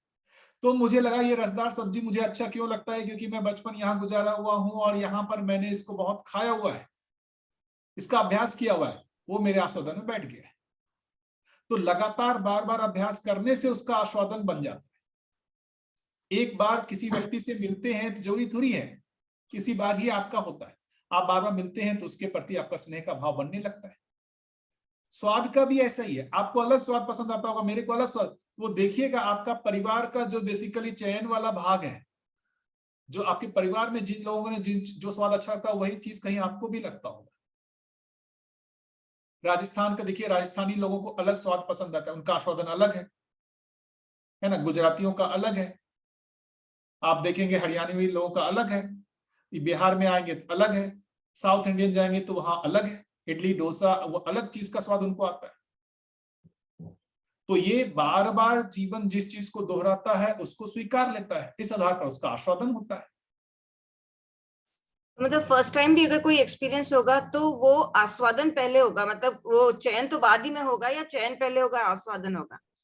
जैसे अब ये एक छोटे बच्चे को ही देख लेना, छोटा हाँ। बच्चा ही है, जब वो पहली बार कोई भोजन करता है ना, तो वो जो आस्वादन है, जैसे अभी आपको मैं बता दूं, जैसे ये कि आप जैसे मान लेते हैं कोई एक चीज कहें कि कोई एक चीज जैसे खाना जो भी एक है, हमारे यहाँ जो सब्जी बनती है ना, आपको यदि वो सब्जी आपको देखे तो आपको अच्छा ना लगे, तो हम मेरे को कैसे अच्छा लगने लगा? तो जो स्टार्ट मैंने जो अपना बचपन किया वहां पर, वो तो फर्स्ट इंफॉर्मेशन आ रहा है स्वाद का। अब वही स्वाद मुझे बार बार दिया जा रहा है तो मैं उसको अच्छा स्वीकार लेता हूं। तो यही तो चीज महत्वपूर्ण है। ये जो आस्वादन जो कह रहे हैं वो आस्वादन मान्यताएं से है, आस्वादन की कोई स्थिरता नहीं है, निश्चितता नहीं है। वो जीवन ही स्वीकार लेता है कि ये अच्छा स्वाद है, उसका कोई एब्सोल्यूट रेफरेंस नहीं है, वो उसको स्वीकार लेता है कि ये अच्छा है, वो अच्छा होता नहीं। मतलब प्राकृतिक विधि से देखिए कि वो एब्सोल्यूट है ही नहीं, इसलिए वो सबके लिए जनरलाइज नहीं हो सकता। तो वो होता क्या है, तो वो आप उसको स्वीकार लेते ये अच्छा है, इसी को तो कह रहे हैं, मतलब ये भ्रम कर रहे हैं। अभी आप सोचिए ना, अब इसको सोच लेते हैं कि ठीक, अभी एक बार कहे ना, जैसे जो मिठाई आपको मीठा अच्छा लगता है, अब वही मीठा आप बार बार खाते रहें तो आपको अच्छा लगता है क्या? जो मिठाई आपको बहुत पसंद है वही मिठाई आप लगातार खाएं, क्या आपको अच्छा लगता है वो मिठाई? तो भैया वही बात हो गई ना यहाँ पे कि आप किस चीज के आस्वादन से कितनी देर तक आप तृप्त हो पाते हो, कितनी देर तक खुश हो पाते हो। नहीं, आप वही कह रहे हैं ना, कोई भी ऐसा भोजन जिसका स्वाद आपको लगातार आए, जैसे मैं बाहर रहता था ना, जैसे मैं भिलाई में जब रहता था, जब अमरकंटक आना जाए, तो मेरे को क्या हुआ, एक दिन किसी के यहाँ गया, डोसा खाया, बहुत अच्छा लगा, मैं हर दिन उसी के यहाँ डोसा खाने लगा। 15 दिनों बाद उधर जाने का मन नहीं करता, घृणा आती थी उस स्वाद से। अब यही समझ में नहीं आ रहा है, जो स्वाद इतना अच्छा लग रहा था 15 दिन पहले, अब 15 दिन बाद उसको देखने का मन नहीं कर। तो यही यहां से समझने की आवश्यकता है कि जो मन है, मन को जो भी इस तरीके के आस्वादन देंगे, रुचि मूलक जो भी चीजें देंगे, उसकी निरंतरता होती ही नहीं है। उसको कितना भी एक ही तरीके का आस्वादन दे दें, वो उससे तृप्त होता ही नहीं है, उसको उसमें चेंज चाहिए। ये एब्सोल्यूट होता ही नहीं है। ये आस्वादन जिसको भी मान रहे हैं पहली बार, वो पहली बार भी मान्यता ही है। जिस चीज को भी अच्छा स्वीकारा वो मान्यता ही है। भैया तो पहली बार में मुझे लग रहा है मान के करते हैं आस्वादन कि अच्छा होगा मेरे लिए। हाँ, हाँ। वो फिर अच्छा लगा तो स्वीकार लेते हैं, अच्छा है। हाँ हाँ।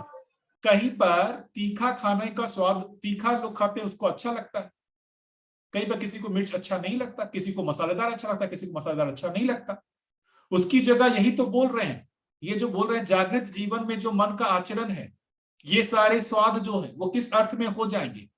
ये जो कह रहे हैं खट्टा मीठा कड़वा, ये सब जो कह रहे हैं, ये सब जो स्वाद जो अभी हमारे आस्वादन का आधार बना हुआ है, मतलब सुखी होने का आधार बना हुआ है, इसको देखिए जागृत जीवन में वो कहाँ आ गया।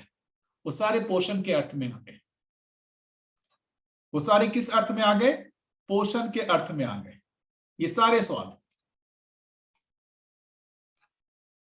ये जागृत जीवन की जो क्रियाओं की बात हो रही, अभी ये सारे स्वाद किसमें है? जीवन की तृप्ति का स्रोत बने हुए, सुख दुख का कारण बने हुए। ठीक है, तो जो बल और शक्ति की बात हो रही है, बल का मतलब स्थिति में होना, शक्ति का मतलब उसको गति रूप में लाना। जैसे अभी क्या होता है ना, जैसे दूसरे तरीके से समझते हैं, और भी बहुत सारे उदाहरण हैं। जैसे किसी व्यक्ति के साथ गलत कुछ भाव हो, है ना, किसी के साथ कभी झगड़ा हुआ हो, है ना, अब आप बैठे हुए सडनली उस व्यक्ति का स्मृति आपका ऑन होता है। अब ऑन होता है जैसे ही आप में क्रोध आवेश आने लगता है कि नहीं आने लगता है? आता है या नहीं आता है? तो एक स्थिति के रूप में बना हुआ है, और वो जैसे ही शक्ति रूप लेता है, मतलब गति रूप में परिणत होता है, उसका प्रभाव दिखने लगता है जीवन में। तो बल का मतलब स्थिति रूप में, वो व्यक्ति के प्रति खराब भाव तो पहले भी है, लेकिन आपको गुस्सा कब आता है? जब वो एक्टिवेट होता है तब ना गुस्सा आता है, या हर समय ही गुस्सा आता है?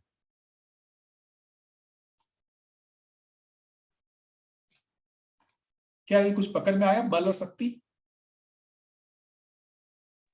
जी भैया, बल और शक्ति तो समझ आ गया। ये अभी आप जो बोल रहे हैं ना, उसको थोड़ा सा प्रॉब्लम हो रही है समझने में।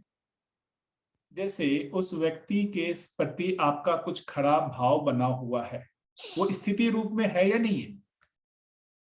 जी भैया, वो स्थिति के रूप में हम समझ में आ गया, लेकिन अब जैसे अब हम बोलते हैं कि हाँ, हम उसके प्रति तब भी प्रेम भाव दर्शाएं, तो ये हमारे अंदर से आता है, कभी कभी नहीं आता है, तो वो चीजें कॉन्फ्लिक्ट होती है कि क्या करना चाहिए उसके लिए। नहीं, वो तो इसका मतलब बिना स्थिति में परिवर्तन लाए उसको गति रूप में आप करने की कोशिश करेंगे, होगा ही नहीं। आपकी स्थिति में यदि उसके प्रति गलत भाव बना हुआ है, आप उसमें स्थिति में ही मूल परिमार्जन होना है ना।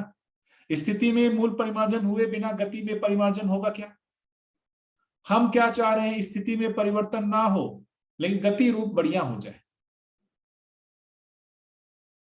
कुल मिला के स्थिति में ही परिवर्तन लाना पड़ेगा। भैया, तो जो ये लिस्ट दी हुई है, जैसे भक्ति, ये शक्ति हुई, स्थिति हुई, और इसका एक्टिवेशन यानी बल हुआ तन्मयता, यही कहना चाह रहे हैं आप? ये सारी भक्ति, ममता, सम्मान, स्नेह, ये सब जो कर रहे हैं ना, ये सब बल के रूप में है। बल के रूप में, हाँ। जब ये व्यक्त होगा, तो भक्ति जब व्यक्त होगा वो तन्मयता के रूप में व्यक्त होगा, ममता जब व्यक्त होगा वो उदारता के रूप में व्यक्त होगा। ठीक है, ओके, सम्मान जब व्यक्त होगा वो सौहार्द के रूप में व्यक्त होगा। स्नेह जब व्यक्त होगा वो निष्ठा के रूप में होगा। तो स्नेह स्थिति के रूप में बना हुआ, उसको बल बोल रहे हैं। जब वो जीने में जा रहा है, जब वो व्यक्त हो रहा है, तब उसको निष्ठा कर रहे हैं। ओके। तो ममता का भाव तो बना ही रहता है, लेकिन जब वो जीने जाते हैं तब वो उदारता का रूप लेता है। इसको शक्ति कह रहे हैं। ठीक है, आया, अच्छे से आया, बहुत बढ़िया, थैंक यू भैया। ये कई दिनों से ये टेबल है ना परेशान कर रही थी, आज अच्छे से समझ में आई। यही चीजें वहां पर भी है, आप देखेंगे तो यहां पर भी है, चित्त में भी देखेंगे, चित्त में भी है ये मन, वृत्ति, चित्त, ये सब यहां पर भी है, वहां पर भी बल और शक्ति है। ये सब देख रहे हैं, जैसे ये सब, ये जागृत शांति होने पर उसका जीने में दया रूप दिखेगा। कृपा यदि किसी व्यक्ति में है बल के रूप में, उसका जीने में करुणा रूप में दिखेगा। तो ये सारी जो चीजें हैं, तत्परता है तो उसमें उत्साह रूप में दिखेगा। ये सारी चीजें हैं, ये बल और शक्ति। इस टेबल को देखना चाहिए अच्छे से। जागृत जीवन के 122 आचरण है ना, ये बल और शक्ति के रूप में, इसको देखना चाहिए। इसे और क्लियर आया भैया अच्छे से। तो अब हमको ये समझ में आएगा, अभी तक तो ये समझ नहीं आ रहा था, ये इसका अब समझ में आ रहा है कि ये जो बल है वो उसका एक्सप्रेशन है, वो उसका प्रैक्टिकल इम्प्लीमेंटेशन है, यही है ना भैया? शक्ति बेसिकली, हाँ, उसका गति रूप है, गति रूप का मैनिफेस्टेशन उसका। बिल्कुल। ठीक है, थैंक यू। तो आज यही रुके क्या? 7:30 बज गया है। हाँ, हो गया भैया, टाइम। ये जो भौतिक आसन संसार में जो संविषम वाली बात है उसको अगले क्लास में लेंगे। जी भैया, बहुत अच्छा रहा, बहुत ही अच्छा, बहुत अच्छे से समझ में आया भैया। Everything is so nicely clear, thank you. जी भैया, बहुत अच्छा, धन्यवाद। धन्यवाद सभी लोगों को।